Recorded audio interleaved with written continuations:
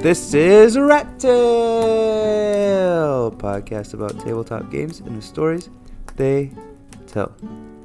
Join your buddies me, Adam Thibault, and Gimo Barrera on episode 125. We will discuss everything, but also nothing. So we've recorded this slightly out of order. I mean, our listeners don't know because, you guys are getting them in order. This out.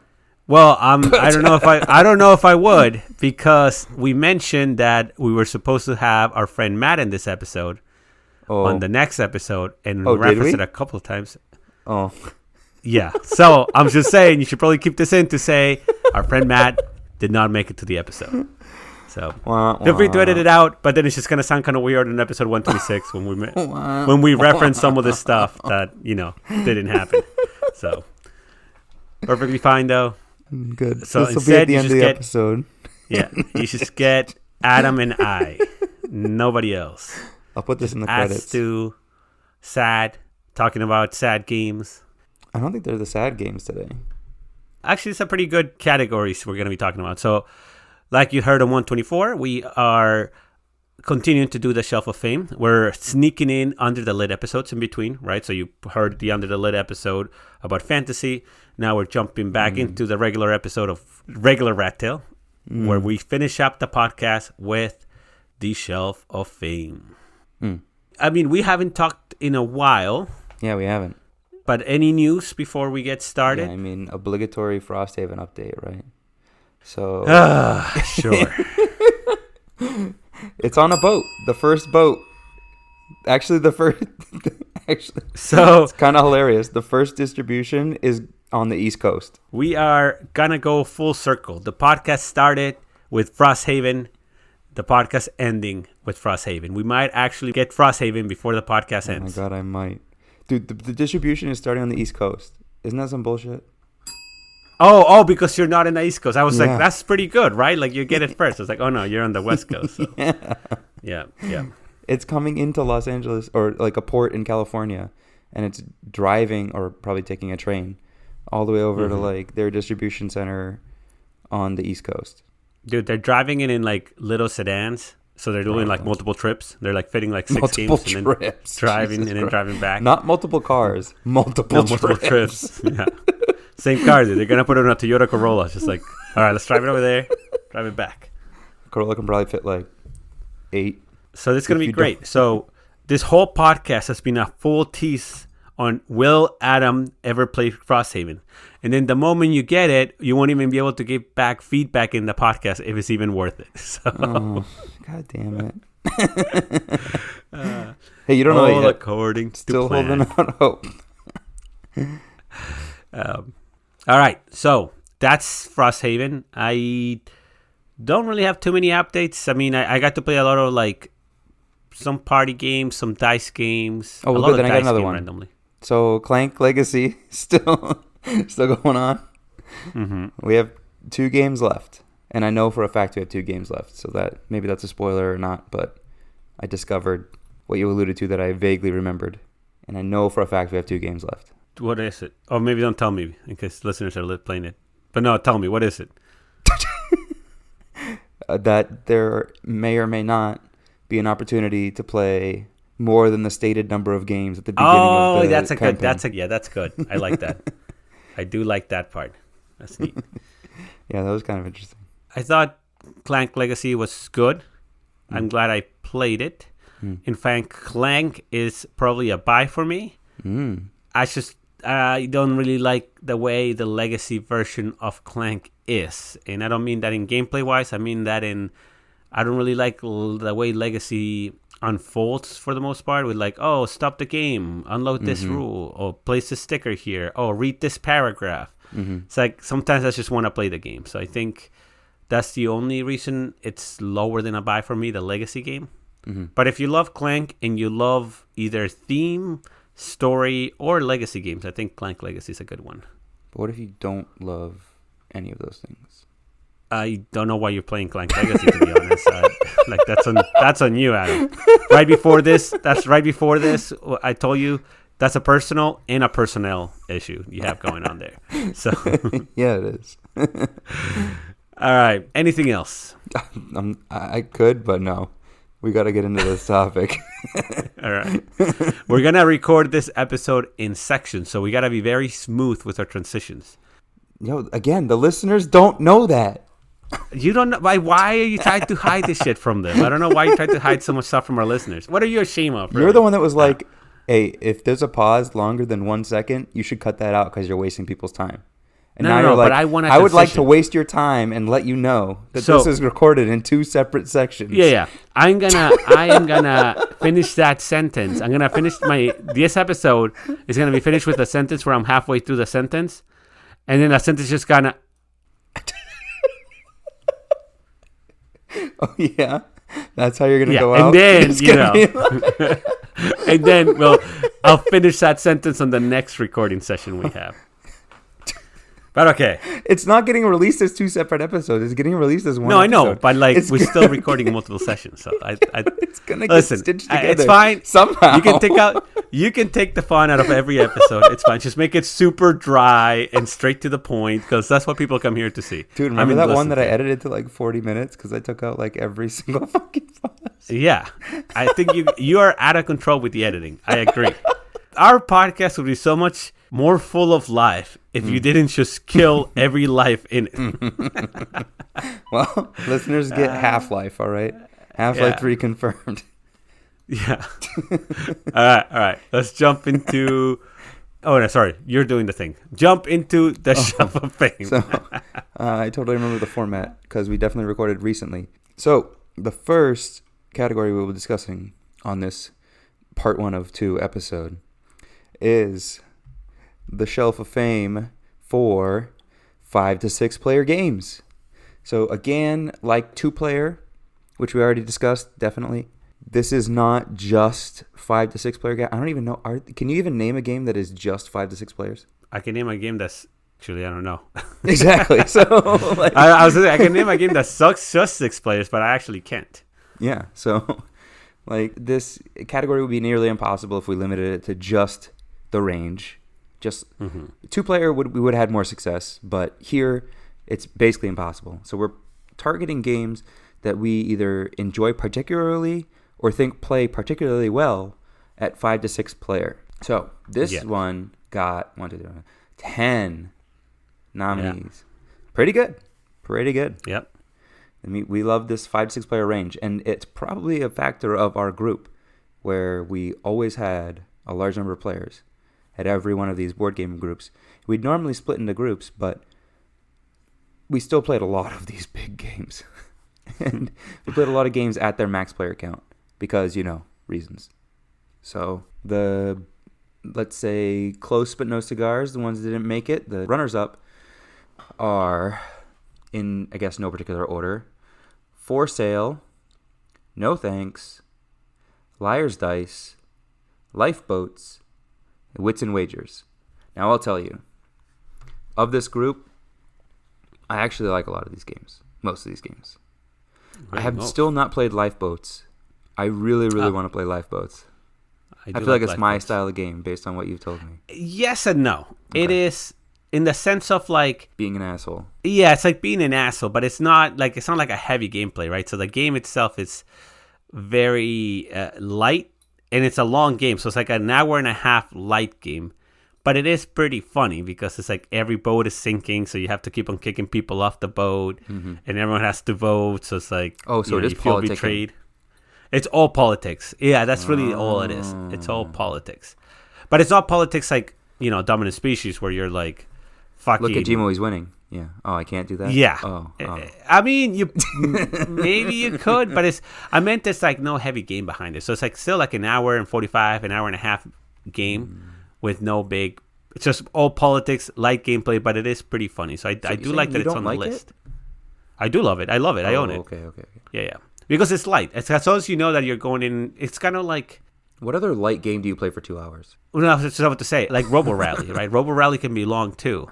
Is that? But it's still, and it's light, but it's still pretty good. Of light. It's pretty light. I am, Robo Rally is pretty light. Yeah. The other ones I see here, so Liar's Dice, a little bit odd that it's here. It's not that I'm not a huge fan. It's just I'm surprised how much people like it. Dude, I brought this to our game group. People love it because I love it. I don't know. I played it as a kid too. So You did? I was yeah. Oh, I didn't realize that. Liar's Dice is a pretty popular game. Is it? Yeah, dude. I feel like most people played Liar's Dice. I didn't know that. Yeah. You think? Yeah, I came up. I don't think he invented the game. Pretty sure I came up with it. Yeah, your basement parents one day. invented the game, and then you spread it from there. No, I don't even know how I came about it, to be honest with you. Yeah, everyone fucking knows it. That's how you came around it. Okay. Guys, I used to play this game when I was a kid called Monopoly. I don't know if you heard of it, but Okay, I played the shit out of Monopoly in ways that people should never play Monopoly ever. Yeah, I think most of our group of friends already knew Liar's Dice. I didn't realize that. Yeah. So, again, it's not a bad game. I actually like it a lot. It's like your classic dice game, like Yahtzee, right? And Yahtzee's not bad either.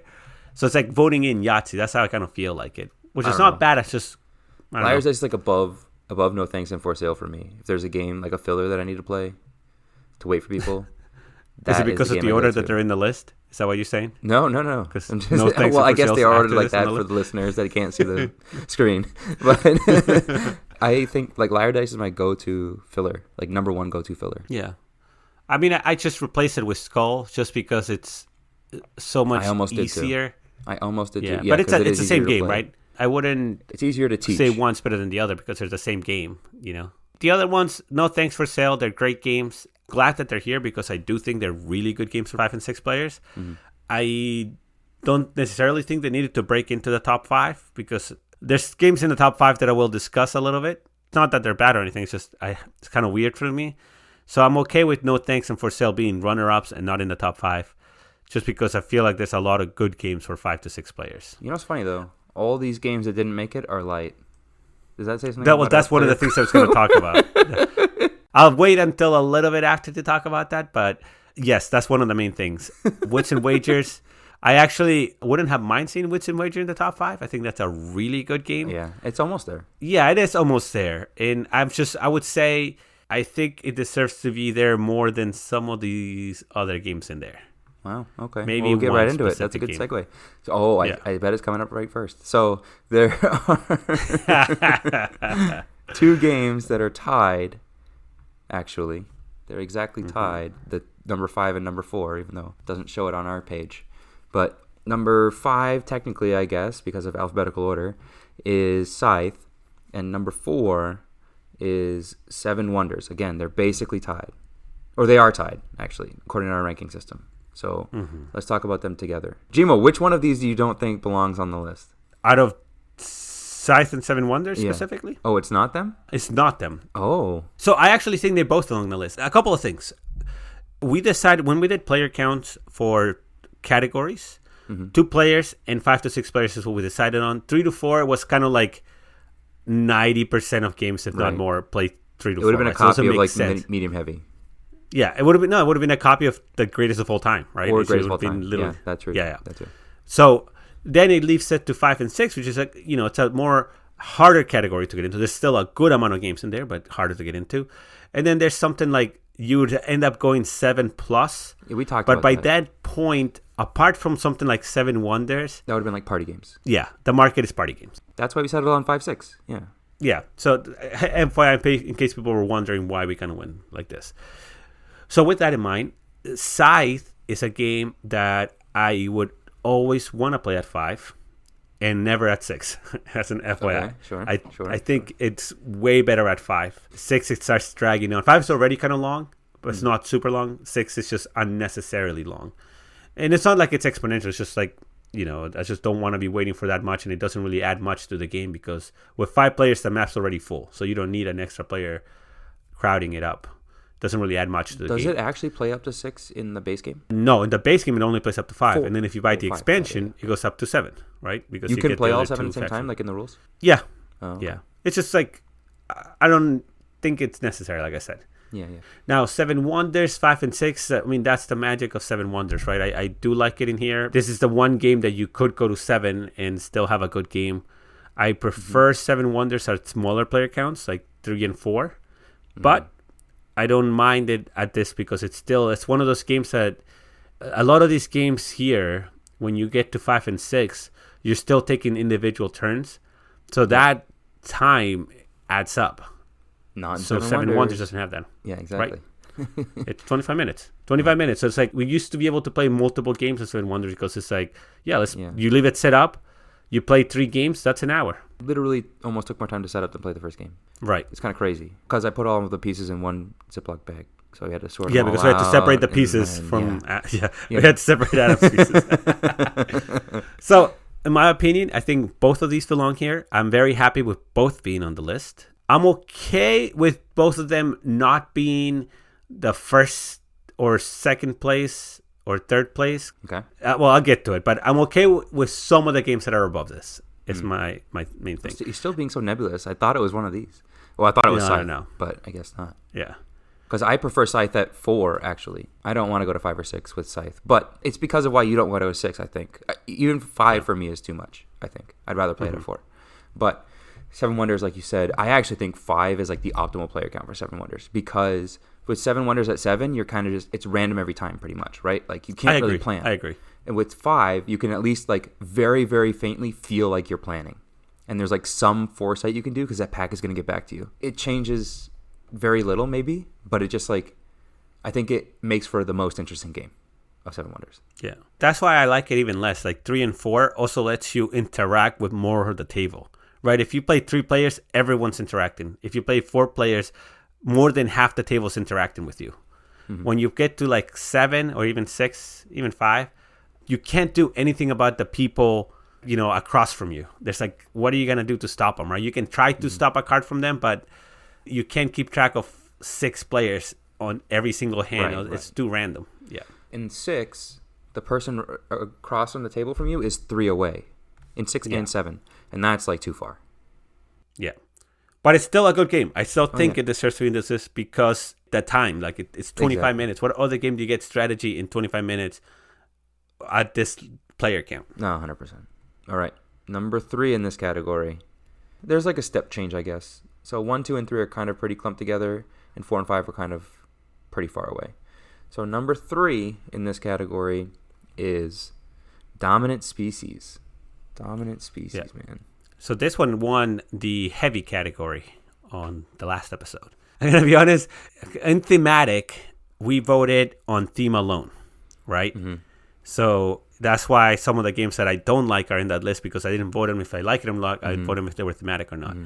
I am wondering if people did the same thing in this list. I'm not going to say why, but basically, I wonder if people are voting, hey, this game is just specifically better at 5 and 6.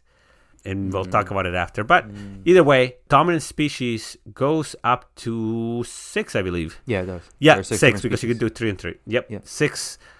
And I usually play it at like 5 or 6, I think. I don't think I've played it to 4 or less. Yeah, we did. We have played at 3. We have played at 3. Yeah, you're right. There's not the expansion, the new version of this, the aquatic one. Yeah. It goes up to 4, and I think they did that for time because they wanted to make it a little of a shorter game. Uh-huh. I don't think it needed that, honestly. It is a long game. It's like maybe 3 hours, 2.5, if everyone's quick. But I want to see that rich. Yeah, I want that. You want all of these species interacting because it does at least keep some control on if one person kind of starting to run away with the game. There's enough people to be able to respond to it, which is not necessarily a good thing. I'm just saying it's there has a control. So having 5 players, I think it's a really nice number. 6 also works because you have every single species there. So then you have like the tiebreakers are cool, like the turn order, it's a little more interesting. You get to see the whole package of the game, which is unlike some other games where you only see a portion of it and then you want to keep on playing, right? Like Terraforming Mars. This game is like, hey, you say 6 players, well, here's your full experience. You get the most out of the game that you can. Yeah, 100% agree. And I think especially games like this where it's a worker placement and one of the spots is literally go ahead of the other people, like get closer to being first. Being able to have that value change so much for a 3-player game versus a 6-player game, it's huge. It's huge between going 6th versus going 3rd. Going 3rd, you get to go twice in a 3-player game before the person would go once in a 6-player game. That's insane. There's so much more value there, and you have to really consider that. And the nice thing about Dominant Species too is it lets you reuse that pawn. It's not like it's lost completely.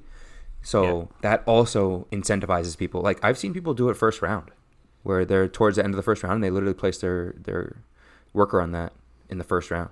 It lets you respond later in the game, right? Yeah, You get to see exactly. what else. You don't have every response to it, but at least lets you say, like, all right, this is what's happening. I can now maybe emergency send this pawn here. Mm-hmm. But with 6 players, it gets crowded too. So it's like, Absolutely. you got to be That's what I careful with it. I do like it. I mean, it's area control. In area control with more, usually area control games, you want to play at like 5 or you want to play at 6. That's a fun thing in area controls because you have these borders. Instead of having to focus on one-on-one, you have these borders and alliances that are created during the game.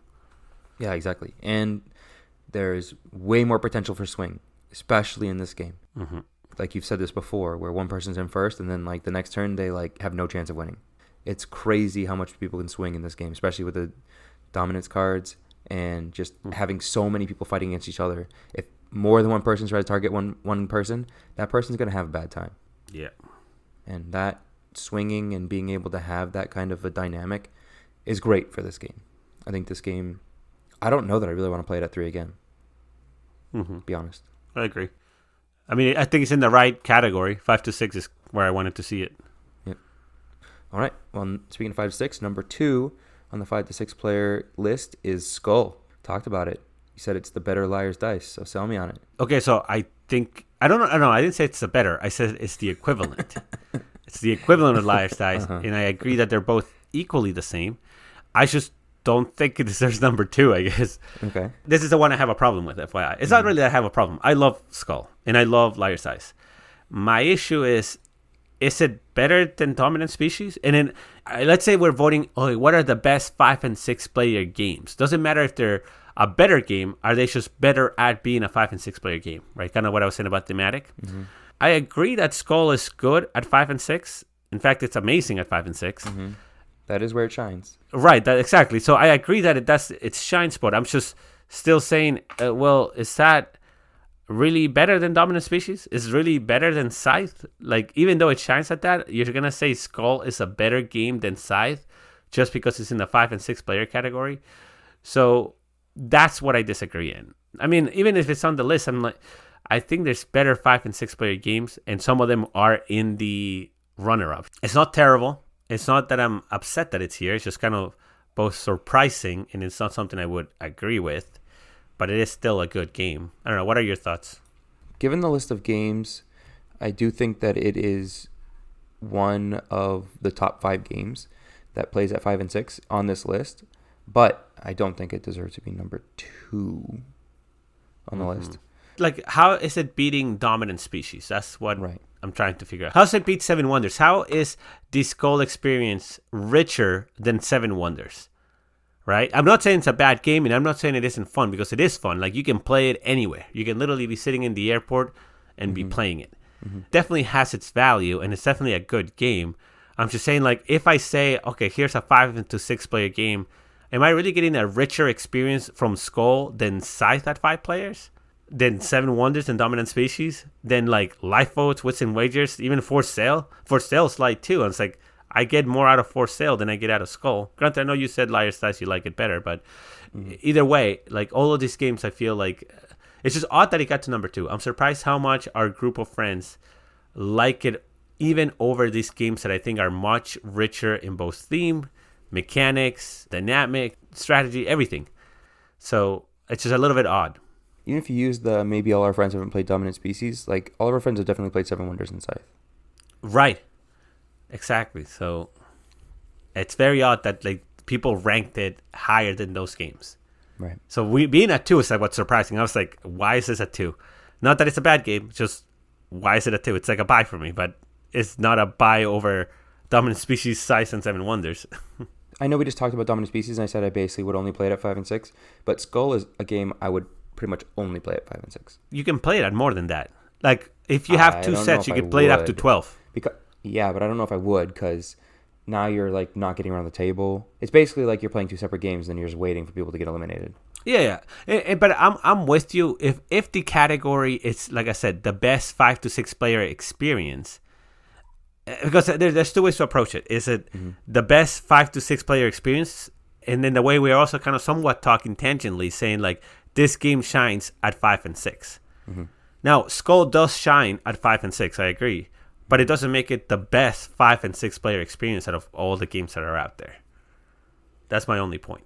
I agree with you. Bad friends. Bad group of friends. Fucking how many people voted it a fucking 1? So you don't have to tell me that. We'll just keep on going. Yeah, we'll look. But let's see. But speaking of number 1 and bidding, number 1 on this list is Power Grid. Power Grid. Oh, man. This game, when the resources get tight, yes, sir. Please sign me up. I love paying $10 for trash. Nothing gets me better than paying $8 for some coal. So please tell me about fucking how you love. Greg voted it a 1. He voted Skull a 1, guys. Sorry. Okay. I know you were saying something. Power Grid, what do you think? I think that Greg voted Skull a 1. Okay. That's what it is, dude. You know what it is? Is nobody rated it that low, but I think some people didn't rate it, so it got away with being number 1.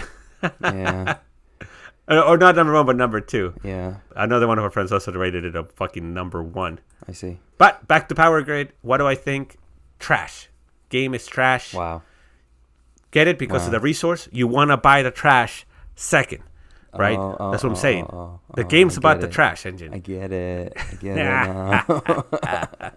I love Power Grid. This is what I was saying also as an example where in the heavy category, not heavy, on the...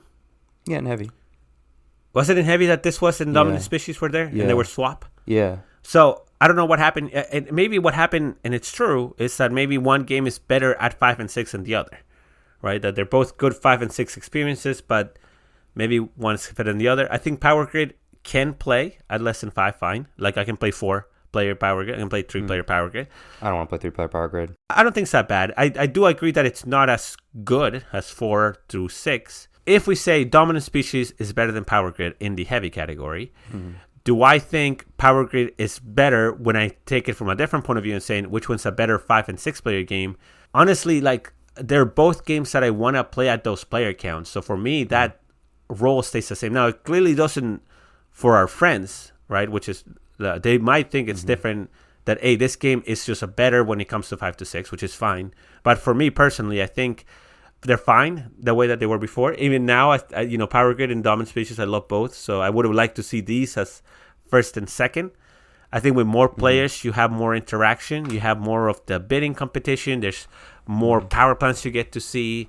There's more of the board you get to play with. So it's fun with 5 and 6. It doesn't really add too much to the game because some of the actions are so short that although the game is longer, it doesn't feel like you're really waiting for your turn. It must be Skull that messed it up because the greatest of all time, Dominant Species, was also on there pretty high. Spoiler alert. So like, it's so weird that they switched from heavy. I don't know. To me, when I think 5 and 6, those are the first two games that come to my mind. Dominant Species and Power Grid. Those two games are so fucking good at 5 and 6 players. You have to really, really control your resources and really plan out your turns and really react to what's happening because it takes so long to get it back around the table. You have to make sure that you're able to adjust your strategy. Both of these games, you never get your first priority, like ever. Right. The thing you want to do is never going to happen.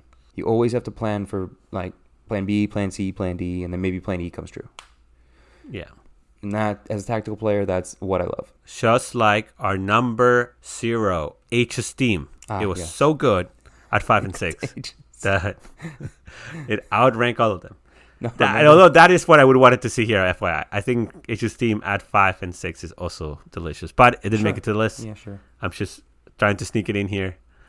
Like if I was going to play it, I would want to play it at the higher player counts because it makes the board more congested, and that's what I want. Yeah. Which is what Power Grid is too. Yeah. Correct. Yeah. So, I mean, Dominant Speech, like I said, like even though Power Grid is not really area control, it does have that area element because of like the different cost of the plants. So anything that's like area control usually shines at a higher player count, which is really nice. Right. And then the added benefit is Power Grid also has that resource system that as things get more scarce, you pay more for them. And with more players buying more resources, now the strategy changes. And you want to buy the trash. like you said. Mm-hmm.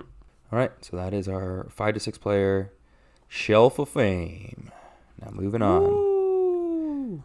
We shouldn't pretend Matt was here. Yeah, thanks, Matt. One of us should have faked the voice. It's me, guys, Matt. This is kind of like our categories this episode, you know? Yeah, well, I was going to say, it's unfortunate that our friend Matt said no. And the reason he said no is because he doesn't really listen to the podcast. So he was like, oh, I don't know if like I really listened to it. So he didn't want to, really, that's why he didn't want to be on it. Because if he didn't feel like he contributed to it. Oh. For the other people that do listen and do know Matt, he's actually like the secret MVP because he's always there to help us play games. Oh, yeah. And it's just like every time we go like, hey, we got to try out this game. Matt's like, yeah, I can help you guys out. And then he comes in and helps us out and plays the game with us, which is really useful because a lot of the time to get the best experience out of a game, you need at least 3 players. That's why we wanted Matt in the podcast, was because and that's why we have the 5 to 6 player category, because Matt's there, increasing the player count. Yeah. That's why we have medium light, because Matt's there to usually play the heavy games, so he doesn't get to see too many of these ones. Speaking of, next category. Medium light, one of our evergreen categories. So, of course, we did it last year. And last year we had number 5, Mission Red Planet. Number 4, Concordia. Number 3, Dominion. Number 2, Castles of Burgundy.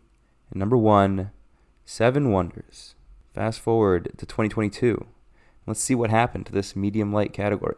Well, we got 2 more. I actually don't know how many runners up there were last year. But we got 2 more honorable mentions in our category, making it a total of 7 medium light games, which is cool. The 2 honorable mentions are Broom Service and Concordia. Broom Service and Concordia. I'm actually kind of surprised that Concordia didn't make it. I think a lot of our playgroup loves this game. I don't necessarily love this game, but I probably would have put it in the shelf fame. Yeah. It's the equivalent to me of like Gloomhaven, where I think it deserves to be on list. I like Concordia. I own it, and I always recommend it to people. But it is not as like fancy as other board games. Right? It's very straightforward what you have to do. But I guess we it's found out why good it's not enough on the that list. it should be. Well, even then, it's good enough to be in this list. I think I would have wanted to see it on this list. Yeah. We're gonna get to a few games. There's one game that I'm surprised that it's in the top 5, Yeah, and we're gonna get to it. Obviously, we'll get to it. Me too. I don't know who else plays that game and likes it. Well, not only that, it's just like even in the category. But regarding Concordia and Broom Service, those are great games. I love both of those games. Broom Service is almost like a trick taking. Yeah, which is great. I think I want to play Broom Service again to remind myself if I really liked it or not. I mean, it's obviously my Yeah. boy, but I don't know if I really loved the game or not. We played it once. It is a push your luck trick taking game, which is great. I think it's great. It's like, hey, I'm gonna lead this card. Fuck everyone. I don't think you guys have it. So Yeah, it's a really cool mechanic. it is a very cool mechanic. I would like it. I think it's short enough that you get to enjoy that aspect of it. That's the main gameplay, right? There's not much other gameplay on the board. There's like you're making potions and stuff, which is cool. But that mechanic of technically a trick-taking game, but also has a push your luck. It's almost like you're bidding to say you're going to win when you play a trick-taking. It's like, I'm playing my card, and I think I'm going to win it. And then, you're hoping that you can. So it's a really cool mechanic. Concordia, I wish it was here. We mentioned Concordia in the expansion category, I believe. So it's a good game. I always recommend it. Anyone that plays Catan, I always go like, try Concordia instead. Like it's a better version of it. It's still, and the player interaction is very rich, but it's not mean, which I like. Instead of taking something away from an opponent, you're saying, oh no, you're going to be helping me out. So that's the main thing. It's like, do I really want to help you out? As opposed to like, oh, let me fuck you up and take this away from you. That interaction makes it a lot of a nicer game to play. Plus itself, it's like, I think, some of the clever mechanics is like the way you get points at the end of the game. I really like that idea of like the cards that you use to build your engine are the cards that are giving you points. So are you going to buy cards that really work with your strategy? Or are you going to be buying cards that give you the points and then you're going to have to try to make them work? It's pretty cool. I agree with you that like, I think Catan is more approachable than Concordia, but because I think that like the first time you play Concordia, if you play it with somebody else who knows how to play, you're like gonna lose. It's a really hard game to understand the pacing. Because you want to keep building your engine, and it's kind of like Dominion, right? Good players at Dominion know when to break building their engine and start gaining points. Good players at Concordia know when to stop making their engine and start getting points. Yeah, that's a good comparison. It's really hard to know your first time you play when to stop. As opposed to Catan, where you're just basically, it's linear, right? You're just trying to gain more points, gain more points, gain more. That's the only thing you're trying to do. Yeah. But I agree with the comparison that like they're on the same level of like difficulty or complexity. Mm-hmm. So like it's a good comparison to try to get people into the hobby. But I do think it has the disadvantage of kind of being discouraging the first time you play it. I agree. There's a lot more text in it because it's not that it's a difficult game. It's just that every card you have to read. So it's not like, in Catan, you're just like... There's literally no words. Here's my action for the turn. Right, there's nothing. So this one's like, you actually have to read and then understand what it means. It's not difficult, but there's a lot of different things it can do. Mm-hmm. All right, then. Let's get in the list. Number 5 on medium light for 2022 is Raw. Do you think this got a bump because it got the beautiful version? Or do you think this is actually deserving of being number 5? One, it's a good game. I think it does deserve to be on the list, and I think number 5 is a good spot for it. Okay. I think a lot of our friend groups like this game a lot. Mm-hmm. So I think they probably rated it pretty high. I'm happy with it on the list. I love bidding games. A lot of people don't like bidding, but this is one game that it makes bidding a lot more relaxing, but still strategic. Mm-hmm. Right? There's a lot of bidding games that put the pressure on you to say, you got to come up with the correct number or you're fucked, right? Or you're losing value, right? You want to never lose value in bidding. This one is like, you could lose a little bit of value, but it's not that hurtful because the number's pre-bid there. It's pre-written down. Mm-hmm. You don't lose that value. It's just not as painful to bid, and it's a little easier, yet still strategic.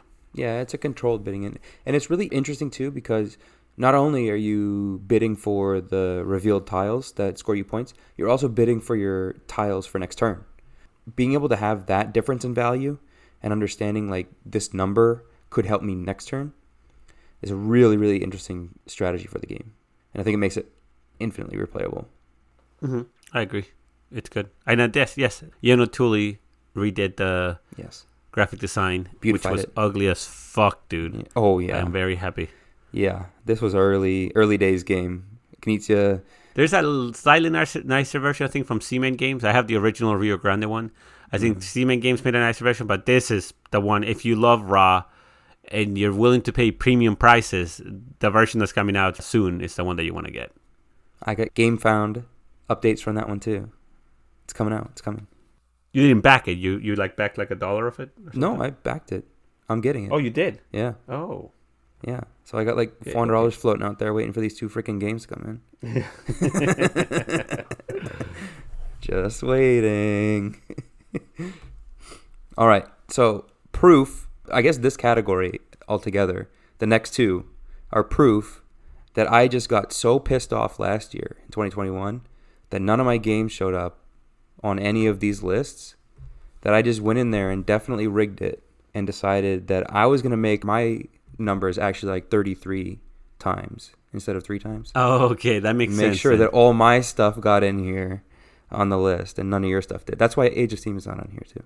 That makes perfect sense. I didn't check your math. I literally just assumed you were doing it correctly. You set up the spreadsheet, so you're right. I did not check the math. I didn't do that. But number 4 is one of my favorite games, and I even don't understand why it's on here, is Schwa. And man, oh my God. I absolutely love this game, obviously. Like, the fact that you can, like, buy other people's dice is just the stupidest, silliest fucking thing ever. I think that's the coolest, like, player interaction that I've ever seen in any game. Ever. Period. Now tell me how you love it, too, and why it deserves to be number 4 on this list. So I do love it. A couple of things again with this game. One is, I'm trying to think, it's like, is this game medium heavy or medium light?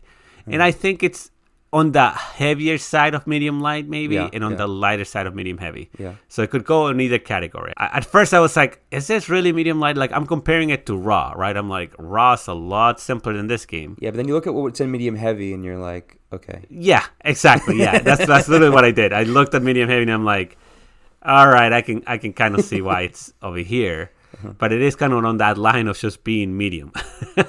Yeah, it is. It's kind of mid. Yeah. Regarding the gameplay, I like this game a lot. It's really good. And it does worker placement with dice in a fun way, which is kind of hard to do. You know, there's games like Kingsburg or Alien Frontiers that kind of just like roll the die, and now you have to go to the spot that you roll. I'm like, well, that's not necessarily fun.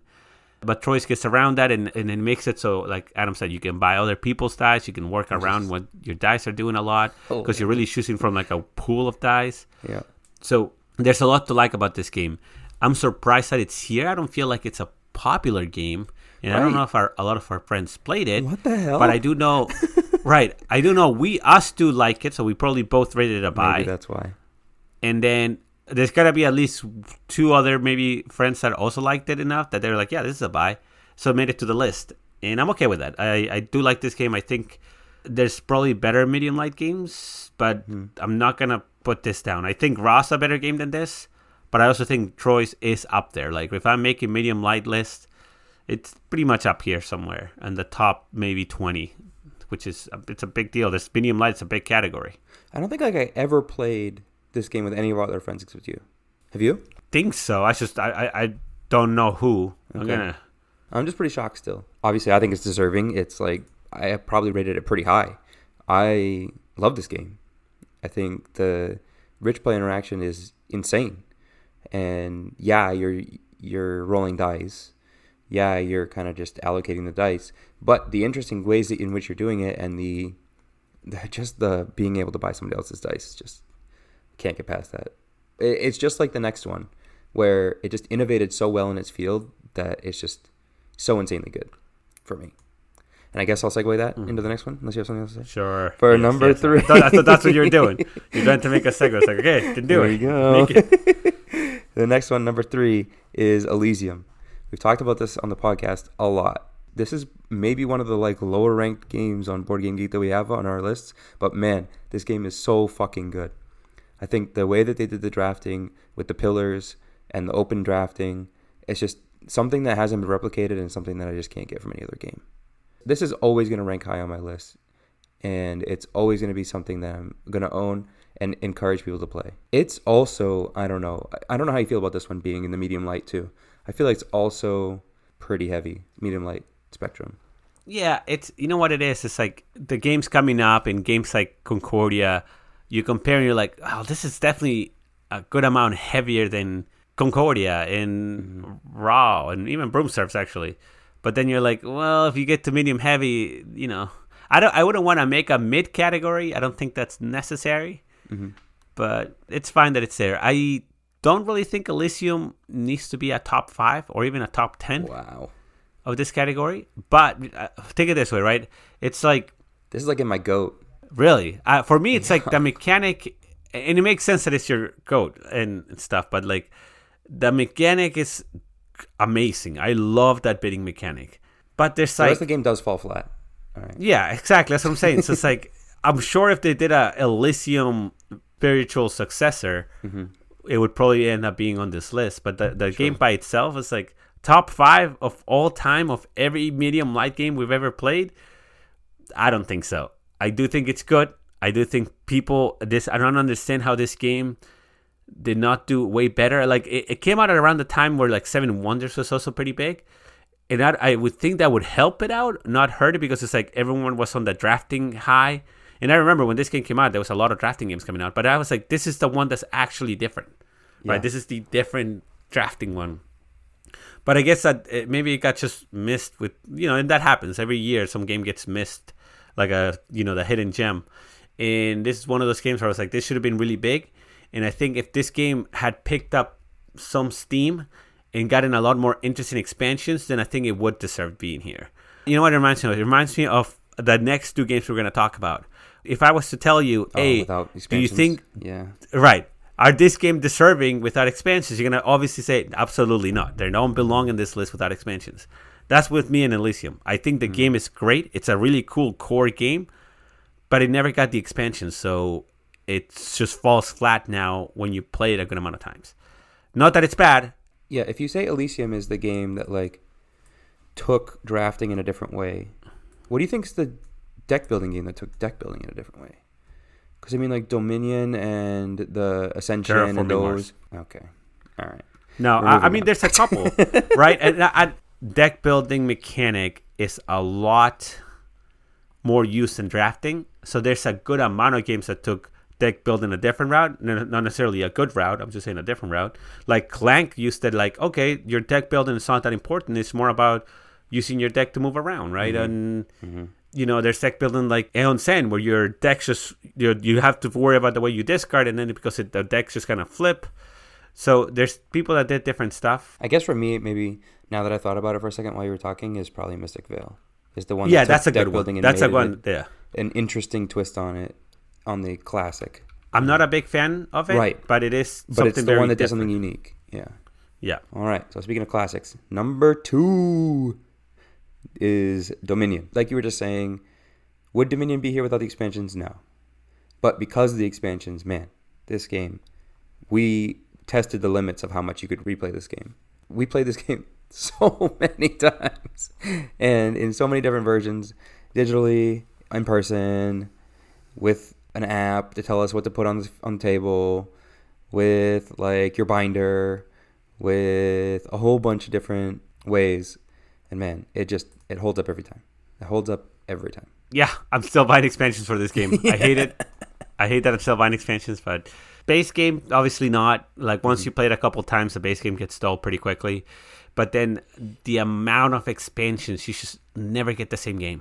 Yep. I prefer doing seals in Magic rather than drafting. Yeah.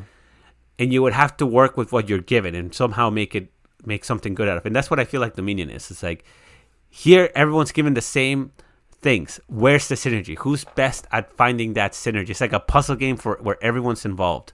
I love that aspect. I love a game where this is one of those games that you do plan it in the first turn. Like before you even take your turn, you're like, here's what I'm going to do this game. Mm-hmm. And then you get to test it out. And sometimes you're like halfway through, you're like, shit, this isn't working. I got to switch. Mm-hmm. Or shit, there's like this player shows this. So now I got to do something different. It's like that game is high strategy, but also tactical depending on how your engine turn out. Right. I like it a lot. I mean, like I said, I'll keep on buying the expansions, keep on getting more boxes for this shit. I still haven't played the latest expansion yet, so it's still in the shrink. Dude. You wouldn't let us play because you're like, oh, I can't play without him. I got to sleep the cards first. Exactly, dude. Like, are you kidding me? I'm not gonna let you shuffle my cards. Maybe if I shuffle for you.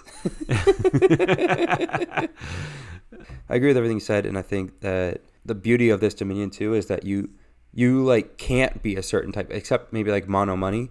You like can't be a certain type of player in Dominion. You have to adapt to the 10 cards that you're given. Like you can't just be a combo player or a take that player or like action only player or whatever. Like you have to adapt to the cards that you're given, and you have to play different strategies every single time. The way that the game gently forces you to do different things with the game forces you to explore more of the game and have a lot more fun, I think. Mm-hmm. I can agree with that. Yep. Number 1, you were talking about sealed versus drafting, and here at number 1, drafting, 7 wonders. Not 1 wonders. Honestly, this game is popping up a lot in our Shelf of Fame. Yeah. And I'm not gonna spoil anything, but maybe it will keep on popping up. Maybe. But one of the things is, this is a very beloved game by our group of friends. Mm-hmm. And really not by just our group of friends, but like the board game community. This was a huge hit. Like 7 Wonders it's one of the big ones, right? It's one of those like, hey, it made it to Target. You can buy it there. Yeah. So that's a pretty big deal. Not only made it Target, it got a beautiful edition too. Yeah, it got a second edition after years, dude. That game was selling still, and when they made a second edition, people were like, yo, we're still buying the old edition. There's no need to make a second edition. It's like over 10 years old now, isn't it? Or close. Yeah. I think it's like I want to say it's like 2000. No, Dominion was 2008. I think 7 Wonders was around the same time. Yeah. I don't know. We've said it a couple times. We literally just talked about it in the 5 to 6 player games. It's a good game. So it's not surprising that it's in this category because we literally are saying it fits on fucking every other category. Mm-hmm. I don't think it's the best game. I think it's, like I said, it's one of those games where, is there better drafting games out there? Yes. Is there better engine building games out there? Yes. Is there better top-low building games out there? Yes. But do they all of them play at 7 players at 25 minutes? Yeah. No. No. Right? So this game got 2 expansions too in our expansion category. So yeah, right. So it's there. It's here to stay. It's a game that if anyone ever asks me, is Seven Wonders a good game? I can honestly say yes. And in fact, when I went to my sister's house to visit, and they're gamers, but they're not like heavy gamers that go into BGG and shit. They probably buy mostly medium light category games, right? They picked up Seven Wonders. I explained the rules. They loved it, dude. They were like, okay, let's play again. Okay, let's play again. And I was like, fuck, I should have bought them the expansion. Did they make all the expansions beautiful yet, or just the first couple? Yeah. Oh, they did. No, all of them are second edition compatible now. Nice, very good. I think I might ask you this: did they make Armada only the beautiful version, or do they make both? No, they have both. Oh, okay. I don't know how you feel about this. The thing I don't like about the second edition is that they changed the card back, because now you can't. They're also different size. Oh, they are different size too? Yeah, they're different sizes. So I think the new edition is just regular standard size. I guess I don't know how I feel about that either. I might be wrong, but I'm pretty sure they're different sizes. I think it's fine. It's just, I understand what your point is, but I already invested in the expansions, but I guess they want you to reinvest. Yeah. Why would you buy the expansion, not the base game? So the only reason I don't have a problem with it is because both are still available. No, but I'm saying if I bought the Edition 1 expansions and I wanted the Edition 2 beautiful, then now I have to buy the but Edition 2 expansions too. Let's talk about you personally, because I know you wouldn't do that. You already have Seven Wonders, so I'm not buying number 2. I'm not buying second. I know. I don't know why you're creating this fake scenario in your head, but to be honest, I don't think most people would. Right? You either, you know what, I'm gonna buy the second edition and get everything beautiful, including the expansions, or you're not. Right? You already bought the first expansions with the base game. You probably already had the base game, so then it's not a real issue. The market is exactly what you did. Somebody who loves the game, owns the game, and buys it for their family member. That's exactly the market of the second edition. Probably because, there's still some people, there's so many people joining the hobby, that Seven Wonders is a classic that's here to stay. It's like buying Ticket to Ride, right? Brand new people come into the hobby and they're like, yeah, get Ticket to Ride. That's an easy fucking game to play and you're going to like it. Everyone's going to love that game. It's like a safe game to recommend. So that's how I see all Seven Wonders. Oh, you're new to the hobby. You don't know what games are yet. Here, Seven Wonders, Ticket to Ride, Dominion, fucking breaks your mind. You're like, what? These are games? It's true. So that's why they're here in the medium light category. Not Ticket to Ride though. Fuck Ticket to Ride. But that's why they're here in the medium light category. Yeah. Fuck. But I really liked it. See what I did there? I paused mid-sentence so I could finish on the second portion. What the hell? Did I lose him?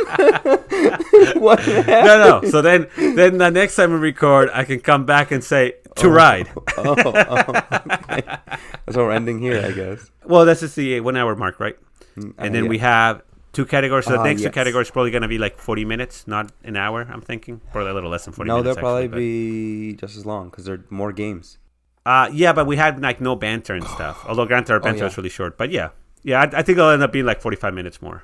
All right, so now we're jumping to production. Dude, you didn't do it. You made a whole point of it last time, where you were going to end it with and then you were going to pick it back up. Mid-sentence? And you fucking didn't, dude. Wow. Okay, hold on. Let me do it again. Ready? I'm ready. Let me go even again. Okay, do you remember what your sentence was? Yep. I know exactly. Do you? Yeah. Of course. Okay, ready? So I need 1 second of quiet. Auction. What? I don't know. I don't know if that's how it was. Who knows? Who knows? I'll just splice them right together and it'll sound smooth as ever. Yeah. All right, let's go into production, though. I knew you were going to forget. I fucking knew it. Auction. Next category is production. This is a new category in 2020, whatever this is, 2022. And it's almost over, and I still don't know. Yeah. You're still writing 2021 when you sign checks. I did write 2021 last month on something. Brain's just fucked. So for production, we've got 9 games here. That's actually pretty good for a new category. Yeah. And I guess we'll get right into it with the honorable mentions. So I guess the order they were chosen in, but they're probably close enough. They could have been in any order. We have Wavelength, Caverna, Alchemists, and Wingspan. Those are the 9 through 6, if you will, for production. I've got some thoughts. What are your thoughts? Well, my first thought would be that production, like artwork, is one of those categories that, we're voting. I think it's easy for everyone to vote. You don't really have to play the game, especially in production. I think in artwork and graphic design, you kind of do have to play the game because you need to understand if the graphic design is good or not. Yeah. But in production, you're really just checking how's the quality of the components, right? It's like the quality check. But there's like a lot of that is tactile feel though too, right? Yeah, I think so actually, because I'm going to give a little spoiler. One of the games that's not in here is Terra Mystica. Terra Mystica has the new version, which is Gaia Project. And Gaia Project uses plastic instead of wooden components. Ooh. And there's a big tactile difference. Do you like that or don't like that? I'm a very big fan. I don't like that. I actually like the heavy wooden components, right? Yeah. Think about my Tigris and Euphrates version that I made, that I glued a backing to each piece. So now it has a wooden backing on all of the pieces, right? And that feels great. So when you grab a tile, it's nice and hefty. So same thing with my HOC. I did the same thing. With that in mind, I see a lot of these here that I also have opinions. So for example, Caverna, I think Caverna is good. It's like they probably kill about 5 trees for each Caverna set. I'm thinking because of all the fucking wooden components that it comes with. Well, there's like 100 different houses is, you can have, and there's like 3 of each. It's like so you have wooden components, you have cardboard components, everything. This is a very un-eco-friendly game, I guess. I don't know how to pronounce that, but yeah, it's pretty bad. There's a couple that jump out to me. I'm gonna just say them right now, and then you can give me your thoughts. Wavelength. I know why they say wavelength for production because of the box. Like you know how you play the game on the box. From the box, it's a lot of plastic pieces. So I see that. I don't think that belongs here, to be honest. Like I understand the point of why it's here because it is pretty clever and I think it is good. I just don't think it's as good as other production types. Like it helps on the game, but I mean you can also get it a stand. Like so I don't know. It's kind of weird. On one of our episodes we did remember when we were doing the quizzes and I said like all those stupid components. Like the wavelength box is about like that quality of like monkey outer races. Like that's another plastic piece. It doesn't mean it's like good production, You throw away 90% of the inserts you don't use. Wayne Gretzky. I agree. I throw out most of my inserts, but this one you don't. This is like the one. I guess. No, I understand. I understand it's useful, and I would say I don't even know if that's technically graphic design. And I'll tell you this. It is way better than those geek inserts or like the geek trace or whatever, the game trace. I actually don't like game trace because they're just like thin, cheap plastic. Right, so it's not like you're getting this nice, you're paying a lot of money, you get these trays that are custom to the game, and I'm like, that's cool, but one, they don't fit as nicely as a wooden insert or a foam core insert, so I usually end up throwing them out anyway. So when a campaign, a Kickstarter campaign says pay extra for game trays, I'm like, I'd rather just buy a wooden one, kind of like what you did with the Gloomhaven one, right? By game trays, you mean the one that's in Rise of Tribes? That holds the... No, not even. Game Trace does... that generic, vacuum molded plastic? That's Game Trace. They just make them custom. But I like those ones where you can, use them during the game. If it's usable during the game, I like that. I agree. I'm just saying their quality is not good. I understand... Sure. Take it this way. If you had to choose between a wooden, foam core, or plastic one, thin plastic one, right? You would always go for wooden or foam core. If they had the same exact... purpose. Wait, can you do a foam core with the one that you can use during the game? I've only seen foam core in the box. No, but most foam core, if you do it properly, it's the same thing as a wooden one, right? You make it whatever shape you want, and then you're like, all right, the decks go here. You can take it out of the box and put it right on the table. Oh, I've never seen. So that's actually usually how people that do custom foam cores do it. They actually get it to the whole point is if you're smart enough, you're doing it so it helps you with the setup and takedown. All right, either way. So wavelength, I understand why it's in here, but even that one's better than Alchemist and even Wingspan. Wingspan has good artwork, but the real production value is look, it has those little eggs and that dice tower that's made out of cardboard, which is just that's not a great dice tower. I understand if you put it on artwork and graphic design because all of those components are beautiful, but egg tokens are not like revolutionary. There's other games that have it. And then that dice tower, there's literally better dice towers, and there's literally games that come with better towers. You know, like El Grande or like any of the Queen games have those like cube towers. I don't know. I guess cost wasn't really a factor here, but I do think that Wingspan would be higher on my personal list, I think. Oh, for production? Yeah.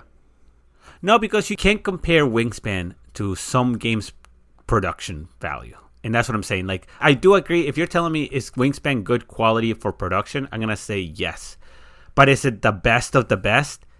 How can you compare Wingspan with something like Warhammer 40K? Yeah, Kingdom Death Monster, dude. Yeah, for real, right? Like, that's over-the-top production. Do I agree that they're super expensive? Yes, I wouldn't pay $400 for Kingdom Death Monster. But it's a completely different playing field in Wingspan. That's what I'm saying. And then Alchemist here is also kind of an odd one where I'm like, I agree. Again, just like Wingspan, I think it's good quality components.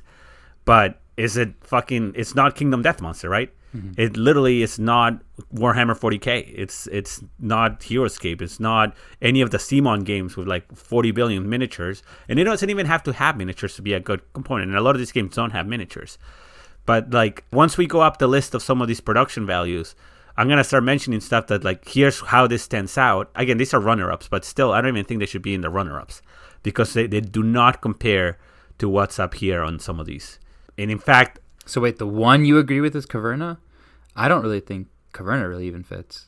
Out of the list of those runner-ups, I think Caverna's better, but I also agree that it shouldn't be in the top 5. I think there's better games. Like I said, this one, once we go up the list, I am a little shocked on like how narrow it got to one. You're probably noticing too, right? That's like everyone kind of just leaned one way, and then I'm like, yo, what happened to everything else that like is super high production value that nobody was voting on? So what are your thoughts on the runner-ups? I kind of took a lot of the time there, but I guess it's just a reflection of our player group, I guess, right? Like these are the games that we play. But although like we have played some that are not on here. I don't know if I want to spoil it too much, but like we already spoiled it with Kingdom Death Monster. Oh, Kingdom Death Monster's not on here. Wow, surprise. Yeah. But what about like Rising Sun? Like Rising Sun, yes. like exactly like all those Eric Lang games. Like where are they? And then we'll see. Like I said, you probably see what I'm talking about. Where like 3 of the games you're like, oh, I guess that is kind of, you're right. That is kind of where our group heads to. Mm-hmm. But should we really just say only those games? Like, there's a whole other category of games that people are just forgetting about. All right, we'll get into it because we're kind of just like all right, skating around the fact that these games suck. All right, without going into what they are. So our number 5 on the Shelf of Fame for production is On Mars. Tell me if this is controversial. It's controversial. I feel like all the Certas are like the same production value. So it's only controversial if you say it because you said that we should separate the artists by game, not by artist and publisher combo. Wait, for the artwork and graphic design one? For the artwork and graphic design. So, you're saying because like, you think, yeah. Because I'm saying like it's just a Lacerda and there's another one on here that it shouldn't be. Right. So we'll get to that in a bit. And the answer let's just focus on Mars. And here's where I'm going to say the difference between On Mars and Caverna and Alchemist and Wingspan is. On Mars, you have custom meeples, right? And some of them are pretty big, and they're also etched on the meeple itself. So each meeple has its own individual like graphic design on top of it. All the cardboard is extra thick, so it's usually like 3 times the regular cardboard. Mm-hmm. There's the recess boards and all that too. Yeah, you have recess boards. You literally have kind of like what you said, the trays that like you can organize everything in. Mm-hmm. With some of them literally being useful, you literally take it out and you're like, I'm playing with this tray as part of the game. So okay, but what you're saying right now, like, how old is etching on like a meeple? Like, how long has that been a thing that's been able to exist? You know what I mean? Mm-hmm. Like, as manufacturing continues to evolve, we're going to continue to see more novel or like really excellent things that just older games didn't have the opportunity to do. So then you have to wait for a glorification or like a E&O tool to pick it up. And then now you can go back and remanufacture it in a way that keeps up with the times. Like Raw didn't have any of those opportunities the first time. And now Raw's getting its 25th anniversary and it's getting really beautiful components that it didn't exist the first time it was created. So I agree with that argument, which is why I think we would see more of like a production list, keep on getting upgraded every year to be like, hey, this game now, it's the norm, right? This is the norm. Now, this game On Mars is not the norm. On Mars is still over the top. Right. Yeah. I don't think that's the norm for your argument. I would say, again, I agree with it, but your argument can work literally for everything. Like artwork and graphic design techniques keep on improving, right? We got better graphic design software. And then same thing with mechanics, right? If you're talking about board games keep on getting better because it's like, hey, deck building didn't exist before 2008 or not the way that it does now. So I wouldn't expect games to take advantage of that. I think especially with production and artwork and graphic design, I guess is a good one too, that it's just always going to linearly increase, right? Or exponentially increase or whatever. It's going to increase like for everyone. I guess like the switch to plastic or whatever, those are things that some people might not be okay with, or if you ever go to like resin, like 3D printed, that style of material instead is more mainstream. Like these things can be stuff that kind of maybe is to preference, but I just feel like production is always going to get better. Whereas like what you're saying with mechanics and stuff like that, it's not unilaterally better. So I'm going to say mechanics, I think, are going to keep on getting better, just not at the speed that production and artwork and graphic design will. But also, like, not for everyone is kind of what I'm saying. Like, yeah, I agree. Everybody in the hobby isn't going to think that deck building is better. But, like, our core friend group, yeah, there are probably going to be some mechanics that come out in the next 5 years that, like, didn't exist now that we're going to, like, try to find every game that implements it. Sure. Yeah, I can see that happening. But I just don't think that it's, like, unilaterally going to increase the hobby like an artwork and a graphic design will be implemented in every single game. I think we'll be seeing, I think if we kept on doing this list, we would be seeing that, right? We would be seeing the changes in production. Like we would see this list keep on changing. And again, I would modify the rules a little bit, but yes, I would agree on how this list would change. And I think a lot of that actually has to do with Kickstarter and money. Like artwork and graphic design are wholly dependent on money. New mechanics are dependent on like somebody actually coming up with the idea and like thinking about it. I concur. I mean, I think Kickstarter did a lot for the hobby in production value, and now that's what you do. So in Kickstarter now, if you back a Kickstarter, you're not actually even getting the game cheaper anymore. Before it used to be like, oh, you would get it cheaper earlier, or it was like a limited print. Now it's just like, hey, pre-order the game for more money, but you get a very deluxe version of it. Dude, Hasbro's kickstarting that game. That what is it, Fantasy Age or whatever? HeroScape for $250. Yeah, $250. They're kickstarting, and everyone's like, "What? $250?" They're like, "Yeah, dude. Who the fuck is gonna buy?" Most people are not gonna buy that game. No, that's like a one and done deal. And like you said, like the Kingdom Death Monster, most people are not gonna buy a $400 game, but some people that do care about that, they're gonna get it because you do get the production value out of it. Yeah. Like the miniatures on that game are fucking huge. But we'll see. I don't know. Have you seen any pictures of the HeroScape? I don't know. Yeah. Hasbro, does it look good? Does it look good in the sense does it cost $250? Yeah.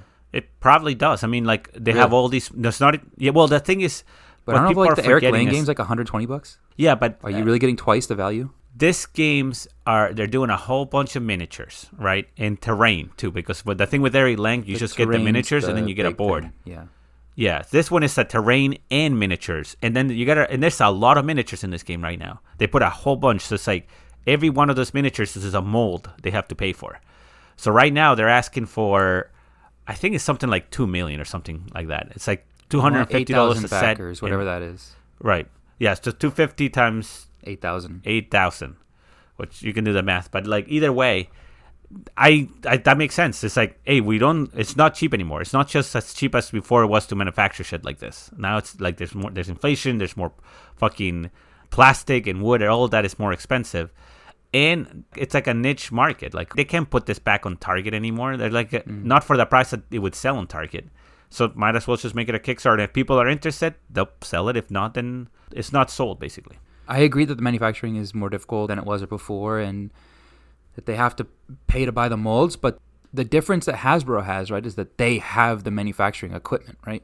They have the machines that actually make the equipment, but make the pieces. That's not really the issue. The issue is that those are still custom molds, right? And then here's the thing. People are forgetting, it's like, why can't you just reprint like the stuff from before? It's like, Well, my machines changed. The tooling for the machine also changed. So I'm assuming they have new molding machines. So those dies from like the previous Heroescape don't work on the new machines. No, I'm not arguing so that. Everything is new mold. I'm not arguing that, but they have the infrastructure. Like, they're not going overseas to China to ask Panda to go make their fucking game. They're calling up their internal production facility factories. And being like, hey, here's the tooling, go fucking make it. But it's still a lot. So here's the thing. I agree. If they were making another Risk with all these cool miniatures, I agree that you're going to sell a lot. If you make another Monopoly, they know that shit's going to sell out. Mm-hmm. The issue is Heroescape is not that game. So if they made Heroescape and it's like $100 and they say, hey, if we sell enough units, this is $100 game to still make a profit, how many people are actually going to buy that game for $100? Because it's like the nostalgia effect, right? Like, you're like, I used to love that game. And that happened with Hero Quest. When that was on like the Hasbro Kickstarter, everyone's always like, you read it in all the forums, oh, Heroescape was the best. I can't wait. It needs to get reprinted. And then they reprint it, go like, oh yeah, I guess that game wasn't that good. And that's the thing with Heroescape, right? So you think it's okay that Hasbro is like essentially kickstarting this for the molds? Yeah, I literally don't think, if I was like, I don't even know if their tooling is like it. Like, I think they're just doing it to gauge interest. Well, yeah, I think it's both. I think it is that expensive a game because dies, take it this way, a die is like over $1,000 for something like this. So you have to pay your engineering team to make miniatures, then to design a tooling for it, then to actually run it. So if you're talking about like each mold's going to be over $1,000 and you literally have like 100 miniatures in there that are individually molded, plus terrain, which is a lot of fucking plastic, it adds up. That's why Kingdom Death Monster is $400. It's not because they're like, oh, we just want to be niche. It's like, no, that game, I get it. If you sell a whole bunch of copies, it can get cheaper. But how much cheaper is it really going to get from $250? And that's my thing. Well, that's what they're trying to gauge, right? I think that's what the Kickstarter is mostly about, is let's put the price point. It's just marketing research, basically, is what I think it is. Yeah. They're just, okay, if we put it at $250, can we sell 8,000? Oh, okay, it looks like we can. All right, now it's going to MSRP for $200. The way it would work is it would MSRP for $250 still, but they might make cheaper versions. They're like, all right, people do care about Heroescape. If like it sells really well, maybe we'll make smaller sets without all these miniatures, maybe just terrain sets or stuff like that. I don't think the game should be cheap, is all I'm saying. Granted, like Hasbro's not known for the quality of their miniatures, but... Right. That's my bigger concern. Right. Like, why didn't they farm this out? Just sell the rights. Yeah, I mean, we'll see. Like, the miniatures look good on, like, the rendering, but if it gets printed, I'll see how it looks. I think they're doing it the correct way. When I saw that $250 price tag, I was like, yeah, it makes sense. That's kind of what we talked about it in the podcast, where we're like, yeah, this game would be fucking expensive nowadays. Right. And it is. Yeah. Right. All right, let's get back to production. That was all about production, dude. Supply chain. I meant the top 5 production of all time. Well... Number 4 does have minis and molds, and they are unique. And it is, well, they're not minis, I guess, but it has unique molds, and that is Root. So Root has the little individual meeple again. Yep. Unique custom styled meeple. Does it continue? It must continue that for the additional factions too. Are they each unique, or do they copy one of the other ones? Okay, cool. So they're like 15 or whatever unique ones, one for each faction. When I look at this list, and another game on this list is kind of have the same question. You know, you can buy a lot of add-ons that are like in this case, leader games that make the game even better, right? Like you can buy a neoprene mat. You can buy like resin markers.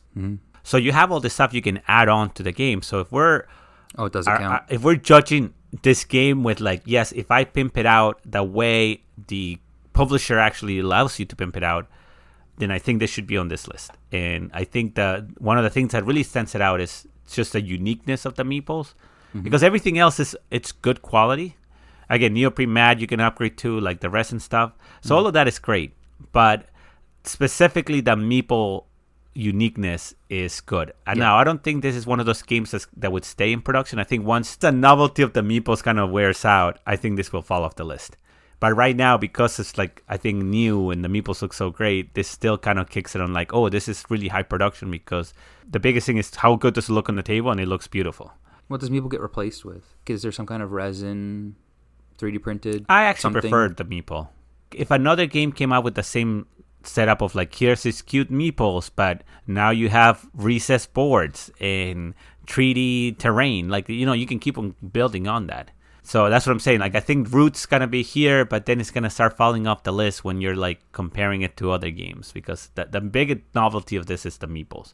I don't think anything else in this game... I mean, again, it still looks good, but I think that's why it's in here in the top 5. It doesn't have anything else. It doesn't have any other components, really. It's got, like, cards. Right. It's got a board. Everything is good quality. Like, the board's double-sided and stuff, so that there's good stuff in here. It's just... I think it's mainly for the novelty of the meeples. Probably also the next one. Number 3, Kanban EV. Do you want to talk about number 3 and number 2? Oh, together? Yeah. Sure. And then number 2, the fucking third... Kanban's Lacerda too, right? Yeah. So Kanban, the third gallerist. Lacerda is the Mars. gallerist. Yeah. Right. So, just like artwork, maybe we should think about this category as a publisher. Here's the thing. Eagle Gryphon does a great job. And Eagle Gryphon has a lot of fucking games, like the new Rococo edition, again, an overkill, but it maybe belongs on this list too. So I don't know how to judge production. I mean, it's a little bit awkward. All of these games are great. I think they're the highest standard of heavy Euros. If you want the highest production quality for heavy Euros, you're buying a Lacerda game directly from Eagle Gryphons, which is kind of what you're saying. Yeah, which is, yeah. Which I think is kind of what you're saying. That's like, it kind of reflects our group of friends, because how is something like Kingdom Death Monster not here? Like, I think our group of friends really love Euros, so that's what they kind of look like. What's the best Euro? Instead of like, what's the best production for a game in general? Yeah, I agree. I don't know. Is there anything really that special about Kanban EV? I guess like the molded parts of the car. It literally is the same thing as On Mars and the Galleries. It's that level of quality. The cars have an etching on it. They're the shape they're supposed to be. The cardboard's heavy, recessed boards. Like, everything's high quality. So I think these are the highest quality Euros you can get. I'm just saying that Ameritrash fucking usually kills it with quality. They're more plastic, right? They definitely use more plastic than wood. And these, like, you know, like the whole snobby feel is you want to use wood, not plastic. It's kind of odd because technically you can do a top 5 Lacerda Eagle Gryphon games. Like, why isn't fucking Vinos and why isn't Lisboa here? Like, they have the same exact quality as the Calories, Kanban, and On Mars. That's the first thing I said. On Mars is just your run-of-the-mill Lacerda Eagle Gryphon game. No, that's what I said. Yeah, right? Yeah. That was like, but that's good. That's like good quality. So it's not like, the saying that I'm like, yeah, like, there's no other game like this with this quality. There's like, some games get close, like Roxley did like the new versions of Brass with like poker chips and stuff. So that's the shit that gets close. But it's still like, you know, that's a high standard to meet. And the games cost a lot. Like, they cost like $125 MSRP. Yeah. Well, speaking of, let's move on. I think we've talked enough about Lacerda and Eagle Gryphon and how great their games are. But I think I do think this number 1 is deserving, because you have to bring cost into it. And that's maybe like, I don't know, maybe we need to be more explicit about either including cost or doing what you said and just paring it down and lumping people together. But number 1 is Scythe. And I think that still Scythe is like one of the best, if not the best, like bang for your buck in board gaming. I like couldn't believe when we went to PAX Unplugged the first time that it was on sale for like what, $50 or $60, something crazy. 45, I think. No, that's what it goes by. It goes by $60. Yeah. What, it was on sale, I think, for like 45 or something like that on at Unplugged. Yeah. When our friend bought it. That's like insane. I don't understand. I mean, I think that there's way too much in this game for it to be worth even $60. So, one, I'll disagree that we should include bang for your buck in the game. Okay. Just because I think we should just focus on quality. There's a couple of games I want to mention after this that is not just Kingdom Death Monster, so I'll mention them after. But I agree with you. One, for if you're talking just bang for your buck, I think I recommend Scythe. It's like good game, keeps on getting better the more you play it, and you get such good quality. You get custom meeples, you get everything, right? You get the mechs, you get the fucking recess board. So if you compare this to like a Eagle Gryphon game, kind of like the Lacerda game, I think Scythe does beat it. And you can even get the meeples in metal, FYI. Not the meeples, the mechs. Yeah. This one also is like that, do you consider pimping it out? Like, because you get, like, I think Scythe deserves to be here because of its price point. But if you, like, pimp it out like you're talking about, then now it's going to cost the same as Kingdom Death Monster. So now, is it really better than Kingdom Death Monster? if you like pimp it out with metal mechs and I think like so. poker chips and I don't know what all the other shit, the resin resources, or are they metal resources maybe? I don't know. Just like if you No, pimp it they're out that far, yeah. like So if you can buy the upgrade for the publisher and they're for the game, I would consider that part of the production, because that's basically the publisher saying, hey, this game could be this well produced. It's just that no one's going to pay for that, so I'll sell it separately. So that's how I would treat it, in which case I still think it would meet the Kingdom Death Monster aspect of it. And again, this is ignoring money, because I think if you bring money into the table, then like it gets very difficult where like, well, that game is $20 and it has this many components, so isn't that better value for your buck? It's like, all right, I don't want to get down that route. no, I don't want to go down that route either, but I do. Yeah. I don't know. This is the one that I would argue that for, like for Scythe, because I think it's just such an affordable price point. It's in every store. It's probably like what HeroScape was when it first came out. Mm-hmm. Like there's just so much in that box. It's insane. The component upgrades get it to that point where it is Kingdom Death Monster level. Mm-hmm. Where like you get it, you have like, hey, here's my neoprene playmat, here's my custom, everything you can get every upgrade for everything. It's great. Mm-hmm. Now let me ask you this before we jump to our next category. Mm-hmm. What do you consider games that are deluxe edition of games? So remember when they made like deluxe Ticket to Ride, Company V's deluxe Company V is like the base version. But think of a game like Castle Burgundy. Takinoko. Or Castle Burgundy at some point. But yeah, Takinoko, they have the regular game, and then you can buy the $250 deluxe version with the giant miniature, stuff like that.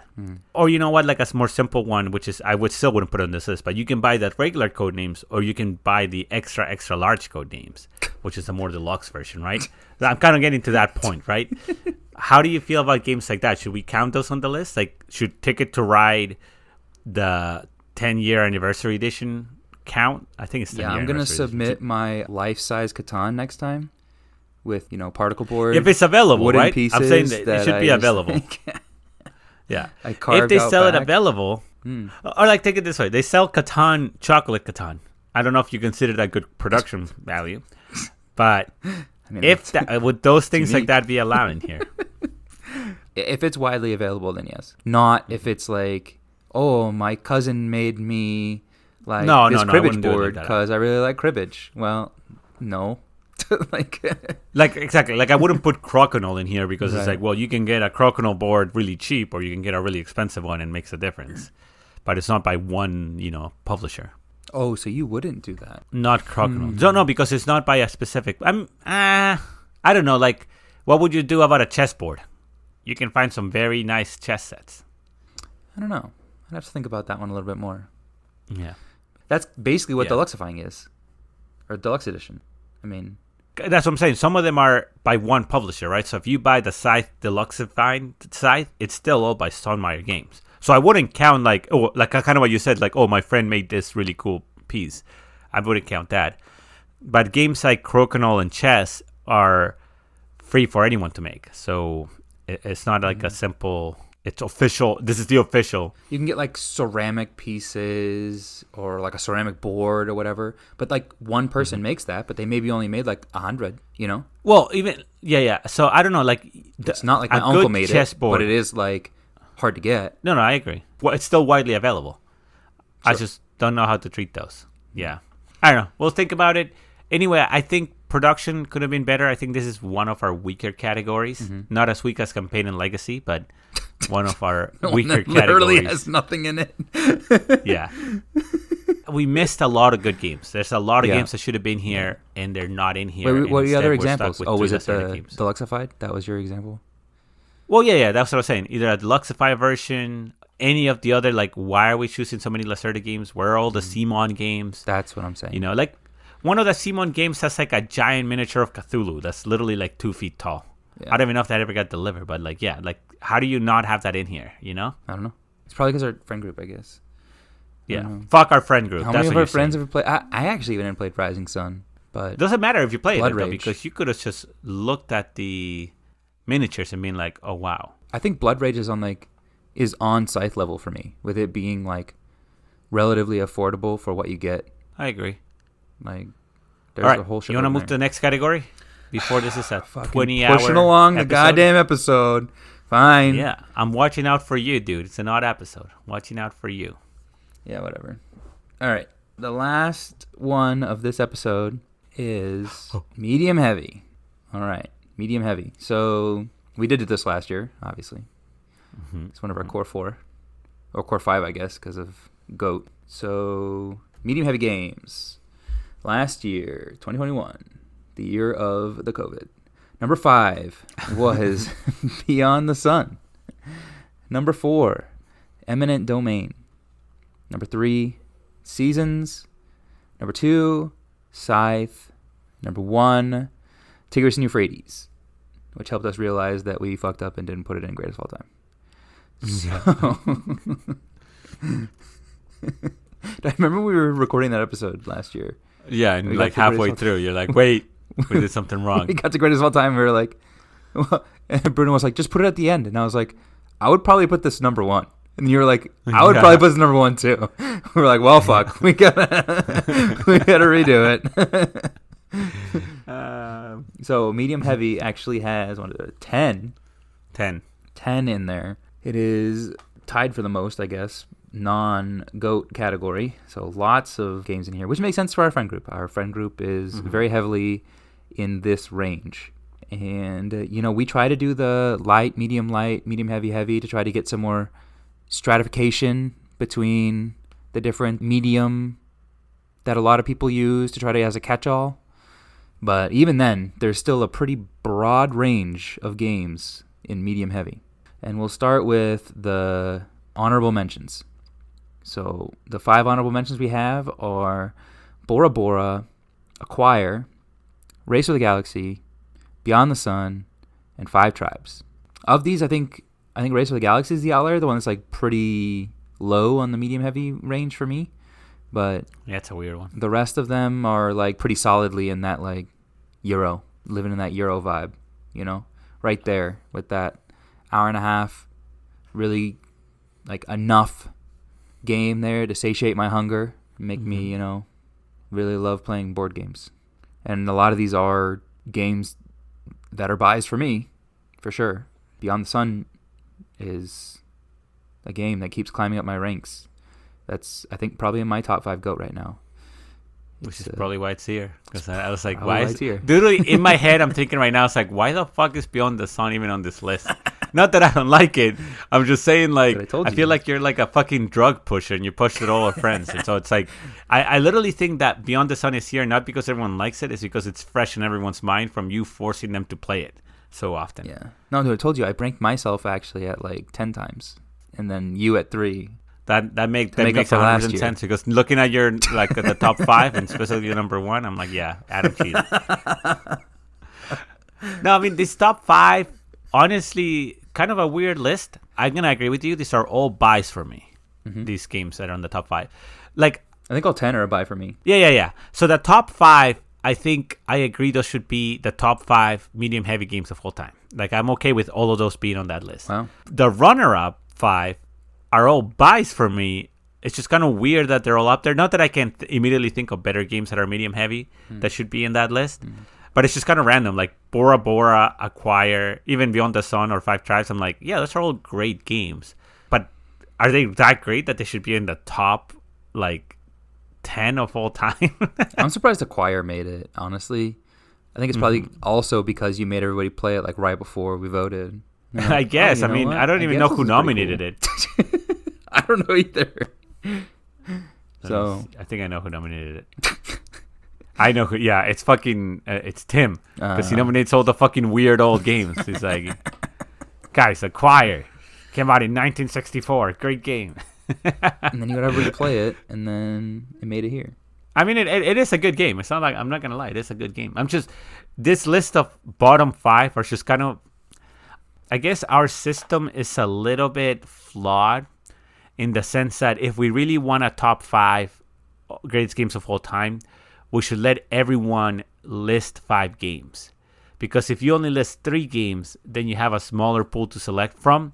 So games like Acquire or like Bora Bora or I think 5 Tribes, even Beyond the Sun, that might not make it to this list would fall off the list because there would just be more options, right? I think these games, everyone was like, okay, these are definitely buys. I agree. Bora Bora's a buy for me. But if I was to rank it against maybe a bigger pool, it wouldn't be ranked number 10. Same thing with like Five Tribes. Five Tribes, I don't think would be ranked number 6 if you had a bigger pool of games competing for this top 10 list.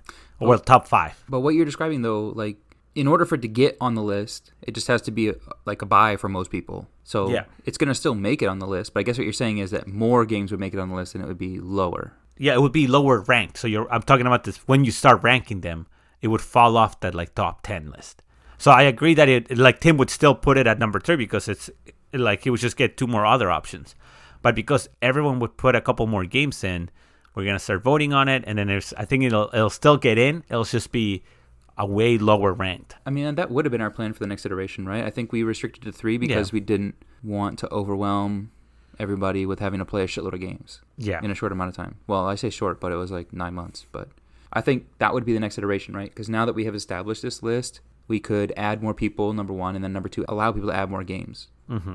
Because the idea is that at least 75% of these games, and probably like 80% of the games that actually made it on the shelf, are games that like everybody knows or everybody's played and has an opinion on already. Yeah. So we don't need to get them to play those games. Now we can explore more, right, and play more games. Right. So I think that would have been a natural progression, but alas, here we are. So we're left with these games. I think Five Tribes is like sneaky good. I still think I for agree. its novelty, like having the Mancala thing, I think it's a really good game. Yeah, like I said, these are all buys for me. Literally, the top 10 I would buy, and I would if you ever told me like, "Hey, you want to play this game?" I'd be like, "Yeah, I'll play it." Yep. Not once would I turn one of these games down. I'm just saying that I think there's better games out there that should be on the top 10, like what's on the top 5. Okay. I do like that list. I do like how we got the top 5 that we got, which is really, we're Rattle, so we actually do only do top 5s. Mm-hmm. That's a solid top 5 list, I think. That's true. All right. Well, let's start. Number 5, Seasons. We talk about this game a lot on this podcast. All the fucking time, dude. This is like one of the first 5 games that we found when we first started like actually caring about board games. And it's still a game that I will never turn down, like you said, and always play no matter what. No matter who's playing, no matter what time of night it is, I will always want to play this game. So will everybody else because it's from fucking every list. This game is just solid. Stands test time. Yeah. Every time we do something like that, season always swaps up everywhere. It's always like sneaking into the top 5. It's like, hey guys, you guys said something about seasons. Let me just go right in here and sneak myself in, sit down. It's like, it's a solid game. Like when we talked about something like Elysium, where we are surprised that nobody else has done something like this before. Seasons is somewhat unique too, but I'm not like expecting someone to do the same because I'm like, yeah, this season does exactly what I wanted to do, and that's it, right? Like I said, Elysium does a really cool mechanic, but I can see it can improve from there. Seasons is just like, I'm not saying it's the perfect game. I'm just saying it did something. I don't think it needs improvement. I think it's great the way that it is, and that just makes me want to play it more and more.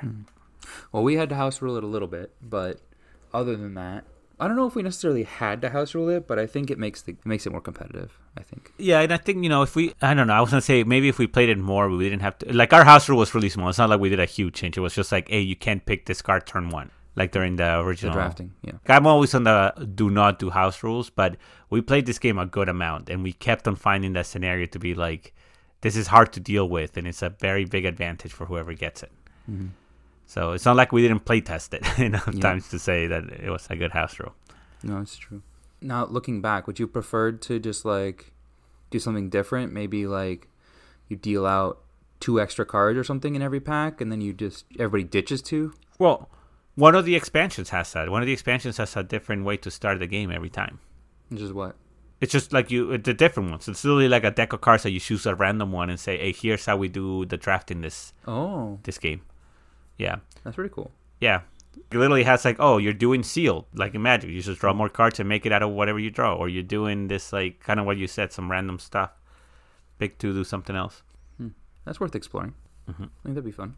You know what else is fun? Number 4. You keep pushing this on. Yes. Dude. I know. I don't know if I'm number good, 4 though. is that fun, though.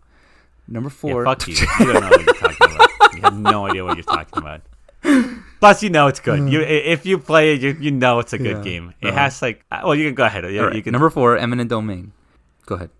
Keep ranting. nothing. It's just basically it's a clone of Dominion, Puerto Rico, and Race for the Galaxy. It's just like I don't think it added this crazy new stuff to like board games. There's a lot of games that do that. That like, oh, let me take all these mechanics from different games and try to and like make just a game, right? And like I think of like Copycat, which is that's the joke from Freedom and Freeze. Like he stole all these game ideas, Yeah, like ours. and then the game is just kind of shitty, right? And then you play other games that like you say like, okay, this is kind of like a clone of these two games together, and it's just like I rather just play the other games over this. But I mean, it's like one of those games that like, those mechanics do really work together really well, and this is a cool idea the way it gets implemented. Even the theme works, so you're like, oh, I can go to this deck of cards that are planets, and you're like surveying the universe to see which planet do I want to go to next, right? And everything is thematic. All the mechanics make sense. There's a good amount of expansions to get replayability. I wouldn't put this game on a top 5 by itself. I think the base game, you play it out really quickly. Like you play it maybe like 5 to 10 times, and then you're like, all right, I got everything I could out of this game. But luckily, there's like 3 expansions to add on to, so you can extend the life of the game. Mm-hmm. Yeah, it's got a little bit of everything, right? Like tableau builder, deck builder. Mm-hmm. Right, role selection. Like if you want to be like, how do you want to handle the planet? How do you want to like everything about it? Is like it gives you the options. Like, do you want to play off your opponents, or do you want to kind of sit there by yourself and masturbate? Mm-hmm. Which is fine because it's like, yeah, whatever. And like, again, I loved indirect interaction, and this has it a lot where you're like, oh, you can keep it to yourself and do your own stuff, but it doesn't stop your opponents from being like, well, if Adam's doing warfare, I get it for free every time, so might as well just join in, right? Mm-hmm. And then the cool part is like if everyone does the same strategy too much, it ends the game immediately, right? It's like, all right, the game just ends because everyone's doing the same exact thing. Mm-hmm. Kind of like Race for the Galaxy, right? You kind of got to figure out where it's going to go and how you piggyback off the other players. Yeah, which is cool. If you like that, if you're into that sort of thing. I don't think I played this game enough, honestly. I think I need to play it more. Mm-hmm. I think that's where I'm at with it. For me, it's like I would play this over Race for the Galaxy every time, I think. But it's longer, though, like significantly, right? Like double? Okay, yes, but because that's Race for the Galaxy like 20 minutes. This one's like 45 minutes, though. Like this is a 45-minute game. It? Yeah, no, it is for sure. Okay. Yeah, I always play it under 45 minutes. I feel like the 2 times I played it, it was like an hour and a half. Maybe that's because like one person was taking really long turns, maybe. Probably that, because I was going to say, even on learning games, it shouldn't take that long. That's one of the appeals to this game that I agree. If it was an hour and a half, I would say like, oh, this is not a great game. And, like, there's not enough to do in an hour and a half. Kind of like how Race for the Galaxy. Like, I wouldn't want Race for the Galaxy to be 45 minutes either. But maybe we played 2 back to back then. Maybe that's what I'm remembering. Yeah, maybe you're adding them together. Maybe.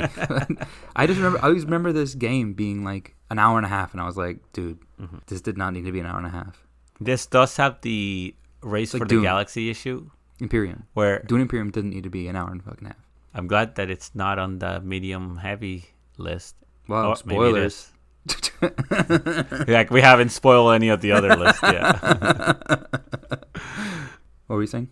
No, that was it. I forgot. Right. Number 3, Scythe. Good game. Cool. Number 3. We just talked about Scythe. Anything else you want to talk about with Scythe? It's a good game. I didn't buy the metal meeples. Those were a little too pricey for me. The metal. I bought everything else though. Mechs. You keep saying meeples. Are they actually metal meeples? I know. Metal mechs? No, it's mechs. Okay. It's metal mechs. It'd be cool to have meeples too, but what about the heroes? Or they have metal like heroes too? Oh, I don't think so. Actually, I think it's only the mechs. And you get one of each mech, so you have to buy 4 sets. For like, I don't know if they sell them anymore. Wait, 4 sets? Doesn't each faction have its own mechs? No, because so if you buy a set of metal mechs, it comes one from each faction. One of each? Including the Rise of Fenris, yeah. Including the one from Rise of Fenris. Interesting. Yeah, everything. Yeah. So you buy the metal mechs, you get one of each faction ever printed. So you have to buy 4 of those sets to get the full thing. And I think that's like, I want to say it's like $50 each set. So you pay $200 and you get all the metal mechs. Interesting. Which is not a terrible price. It's just, I think, a little overkill. You know what I want? Metal boats. Metal sky boats. That's what I want. So they tip super easily on the table. And then dent your board every time. The same thin, fucking flimsy plastic stand and a chunky ass metal boat. That's what I want. Yeah.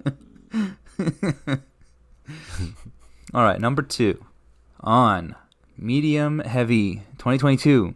Tigris and Euphrates. It's still here. It's still here. But now it's number 2. Interesting. It's not number 1 anymore. I don't know if I should even bring this up, but on the next episode, we'll talk about the GOAT. And I don't know if we'll talk about what's happening with medium heavy and GOAT. Do you see what I'm talking about? Yeah, I do. Okay. So, did we fuck up 2 years in a row? Did we do the same fuck up? I don't think so. All right. Well, either way, guys, Tigris and Euphrates, I got a tattoo on my arm because I hate it. You know? Only because you hate it. Shit game. Yeah. Every game I hate, that's just a tattoo right on myself. I don't know. I mean, Ryan Akanisha's best game for a reason.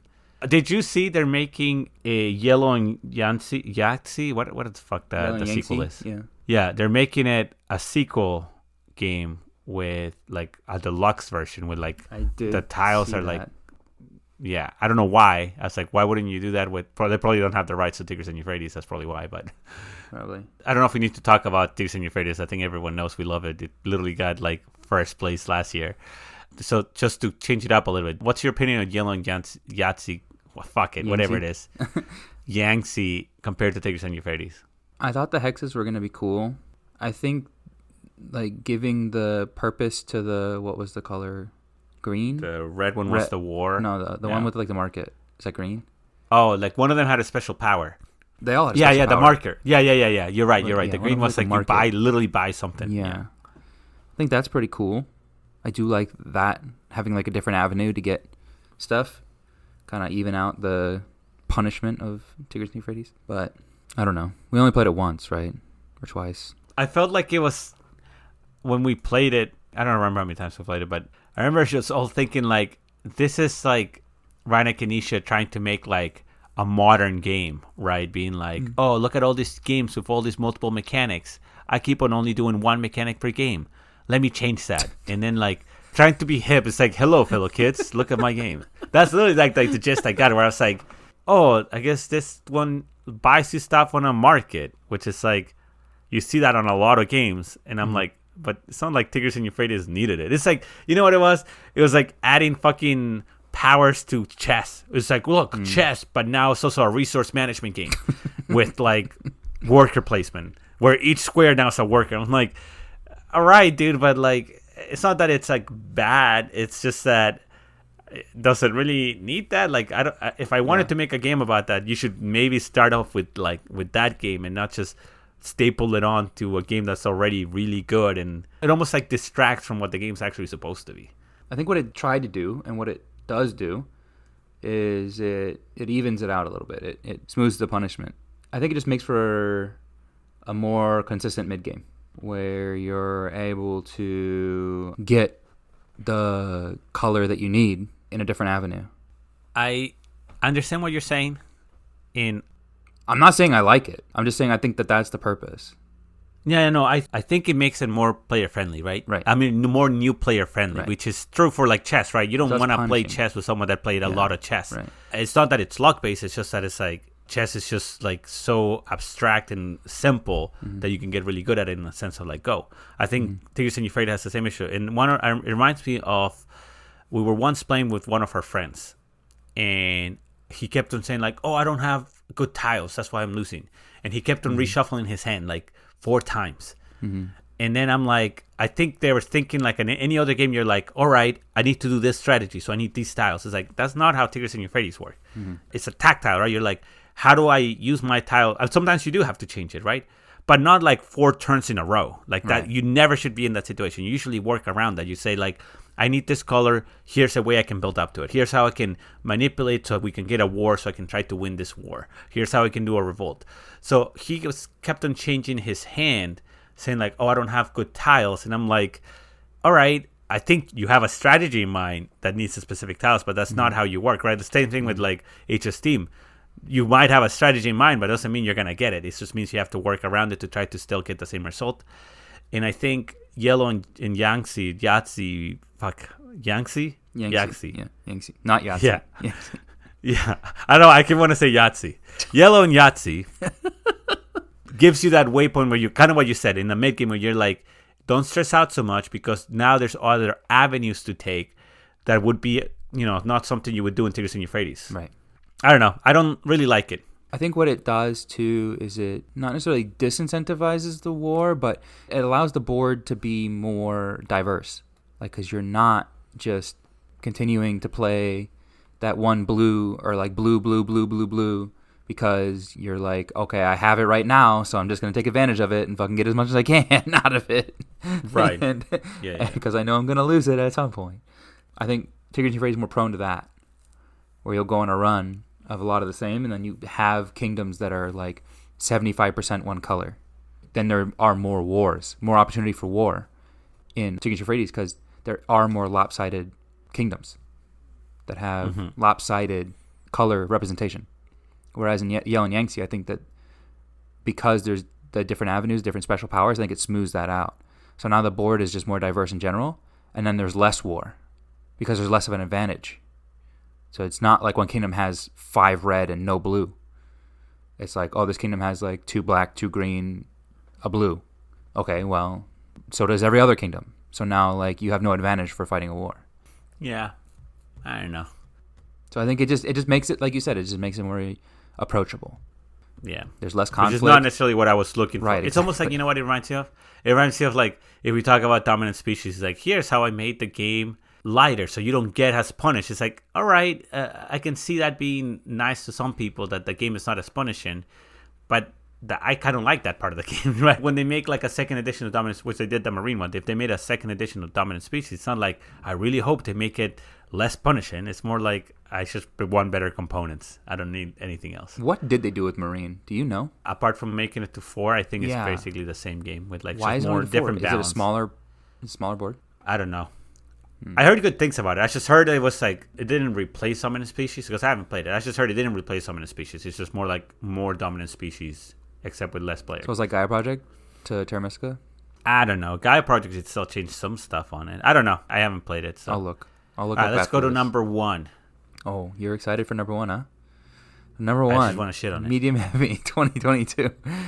My number 1, Great Western Trail. Dude, I told you. I just changed the algorithm a little bit. You like trusted me with everything. Yeah. You were like, oh yeah, you can do it. I don't want to do any work. And I was like, oh, okay, yeah, I'll do it. I was the cop, all right? I was the one texting people.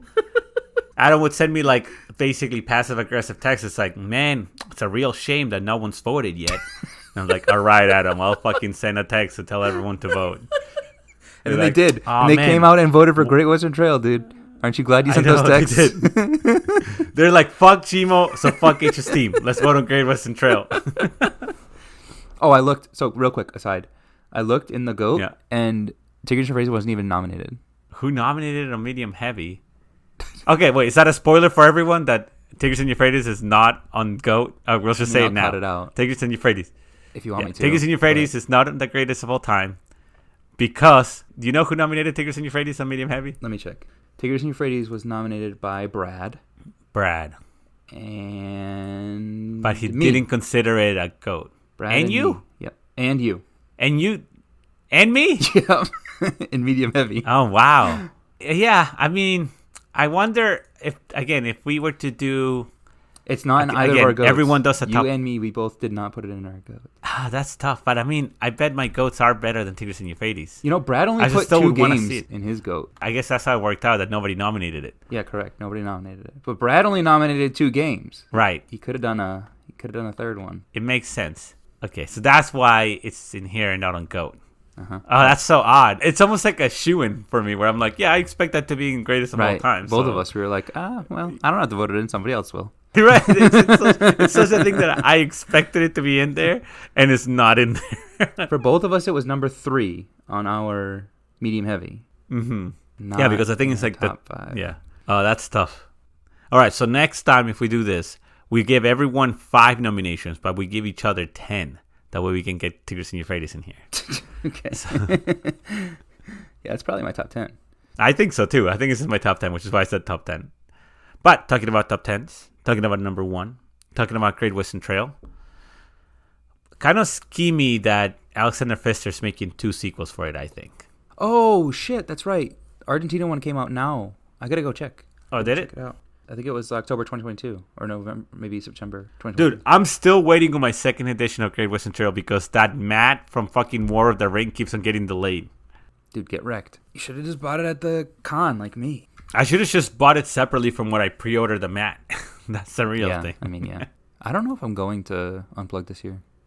Probably not. Yeah, I know I can't go already. I think we talked about Great Western Trail. I think it's a great game. I like it too. Still my favorite game. I don't know if it's my favorite game. I don't know. I guess I gotta play Argentina, but I don't know why he would make I gotta look sequels to Great Western Trail. Yeah, I gotta look it up. What changed? Well, I mean, you saw what changed in the second edition. It wasn't anything big. It's just assuming Argentina will be like similarly nothing big, but maybe it is. I don't know. Maybe they put like a different type of building or something. I don't know. I just feel like they could have done it as an expansion. That's all I'm saying. Like, does it really need to be its own game, or could it just been like Great Western Trail Argentina expansion? See, I think that's the thing, is that he's not adding enough to make it an expansion. So he's like changing the artwork and like wants to incorporate that into the base game. Maybe it's a different path. Maybe it's a different board. I'm looking at the board right now, actually. Is it a different path? Yes. It looks very similar core mechanics. There's a couple of extra boards on the bottom. I don't know what they do. The player board has everything looks the same except for basically different people that you hire, because I'm assuming you're doing something that's not a Cowboys. I don't know. It literally feels like it could have been an expansion, but who knows? Argentina didn't make it in. Well, okay, yeah. But I think that the reason it's not an expansion is because he wants to change the artwork. I think he wants money, dude. That's what I think.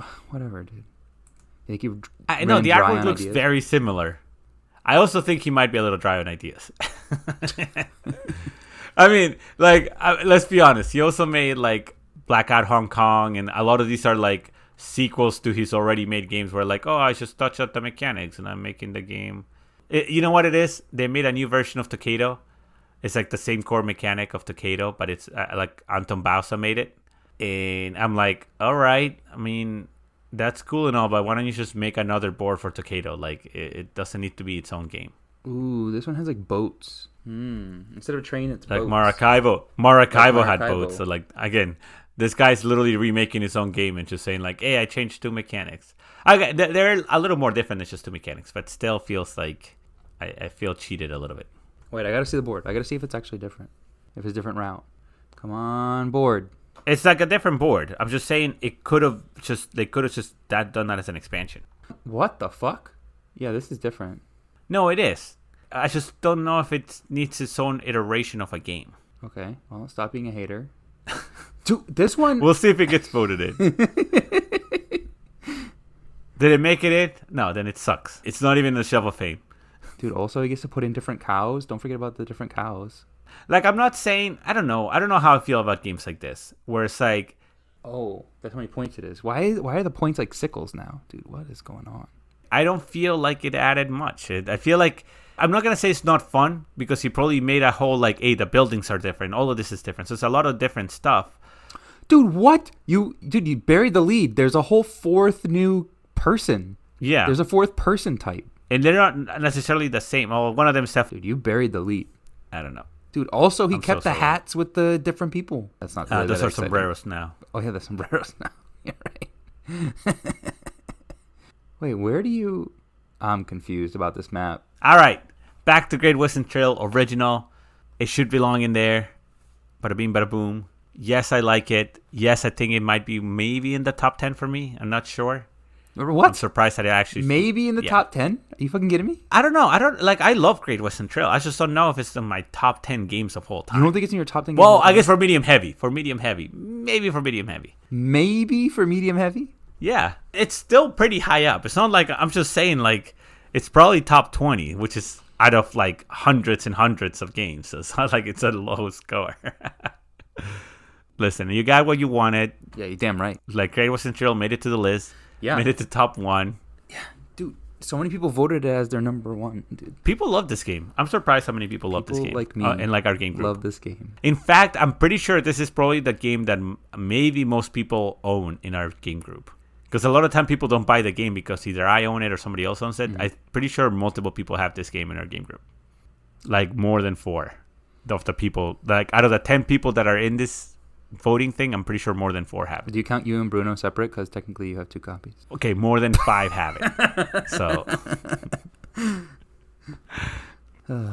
All right. Anything else before we say goodbye? Stay tuned next to our time fans. for the rest of the categories. The rest. In the next episode of Rat Tail. Expect Come more back next time. What we should be doing is recording episodes in advance and then taking a clip from the future episode and putting it here. So it's like, expect this on the next episode. And it's like, you know, like how they used to do it on TV where they would show that like on the next episode, like on the next episode of Dragon Ball Z. And they put a clip from the next episode. Yeah. That's what we need to start doing. And then on the beginning of the next episode, they put like the same clip. Yes. Oh no, we do a reminder. On the last episode of Rat Tail, Adam cheated and got caught putting Great Western Trail on number 1. I noticed this is the only one without an equation. You just typed it in. That's true. Very odd. You're right. I told you gave me too much control. Unilateral decision making on what goes where in the list. All right, guys. We'll wrap it up. This was, I think, this is one of the longer ones out of like the ones that we're gonna be recording. Yeah, Okay. they're all going long nowadays. Everyone, thank you for listening. Catch us next time, and you live happily ever after. The end. You can find us on Twitter and Instagram at rattailgames. And also, you can email us at rattailgames@gmail.com. Visit our website, www.rattail.com. Thanks for listening, and we'll continue our story next time. I think that's fine. Oh, we have to sign off still. We're not ended. We haven't ended. No. Well, I mean, we're done we're now. not signing so off because we can it's not the just end of the press stop. episode. Right. Yes. So we'll just press stop. But you're going to count down? Or does Fine. it matter? Press stop now. Okay, wait. Just to remind you, you usually check if the thing we did it before, and then Yes. you go with the I was runner-ups, and then I the literally finals. was typing in rattail.com to go to figure out the 2021 I don't think we did 5 and 6. Shelf of Fame. I don't think we did. I can tell by where it is in the file that we didn't do it because it's way to the right. After go, count to 3. Ready, set, go. 1, 2, 3. Dude, we've been doing this too long. Last night it was a fucking shit show. I was like, all right, guys, I'm gonna say count. go. I'm gonna say go because I heard your outtake with Becky too. And I was like, I'm gonna count. Yeah. We're gonna count, and then I'm gonna say go, and then you're gonna hit record, and then I'm gonna say go again, and you're gonna wait, and you're gonna count 1, 2, 3. Yeah. And Raphael was like, "Can we do a test trial?" And I was like, "Sure." And then we and then we did, and he was like, 1, 2, 3. And I was like, "What the fuck are you guys doing?" He's like, Yeah, that's what Becky did. She started counting first. I was like, I don't know, you're supposed to count at the same time as me, like every 2 seconds. Yeah. No, they waited, but then they counted too fast. Yeah. And they were like, Yeah. "Oh, right, you can look at Audacity for the seconds." And I was like, Yeah. "Yep, Bro, you we're can." professionals. Oh, boy. It was funny. I'm waiting for that episode because I haven't heard. I love listening to episodes of Rat Tail where I didn't hear anything about it. You know, like when Me you know, too. we edit That's like the ones I listen Athens to. or Yeah. yeah. I fucking love those. It's all a surprise. Yeah, me too. Yeah. All right, you want to jump in? Yep. Okay. Yeah, I think so actually because I'm gonna give a little spoiler. One of the games that's not in here is Caverna. Not Caverna. Caverna. You literally I just literally just said that. It's Terra Mystica. Uh-huh. Terra Mystica has the new version, which is Gaia Project.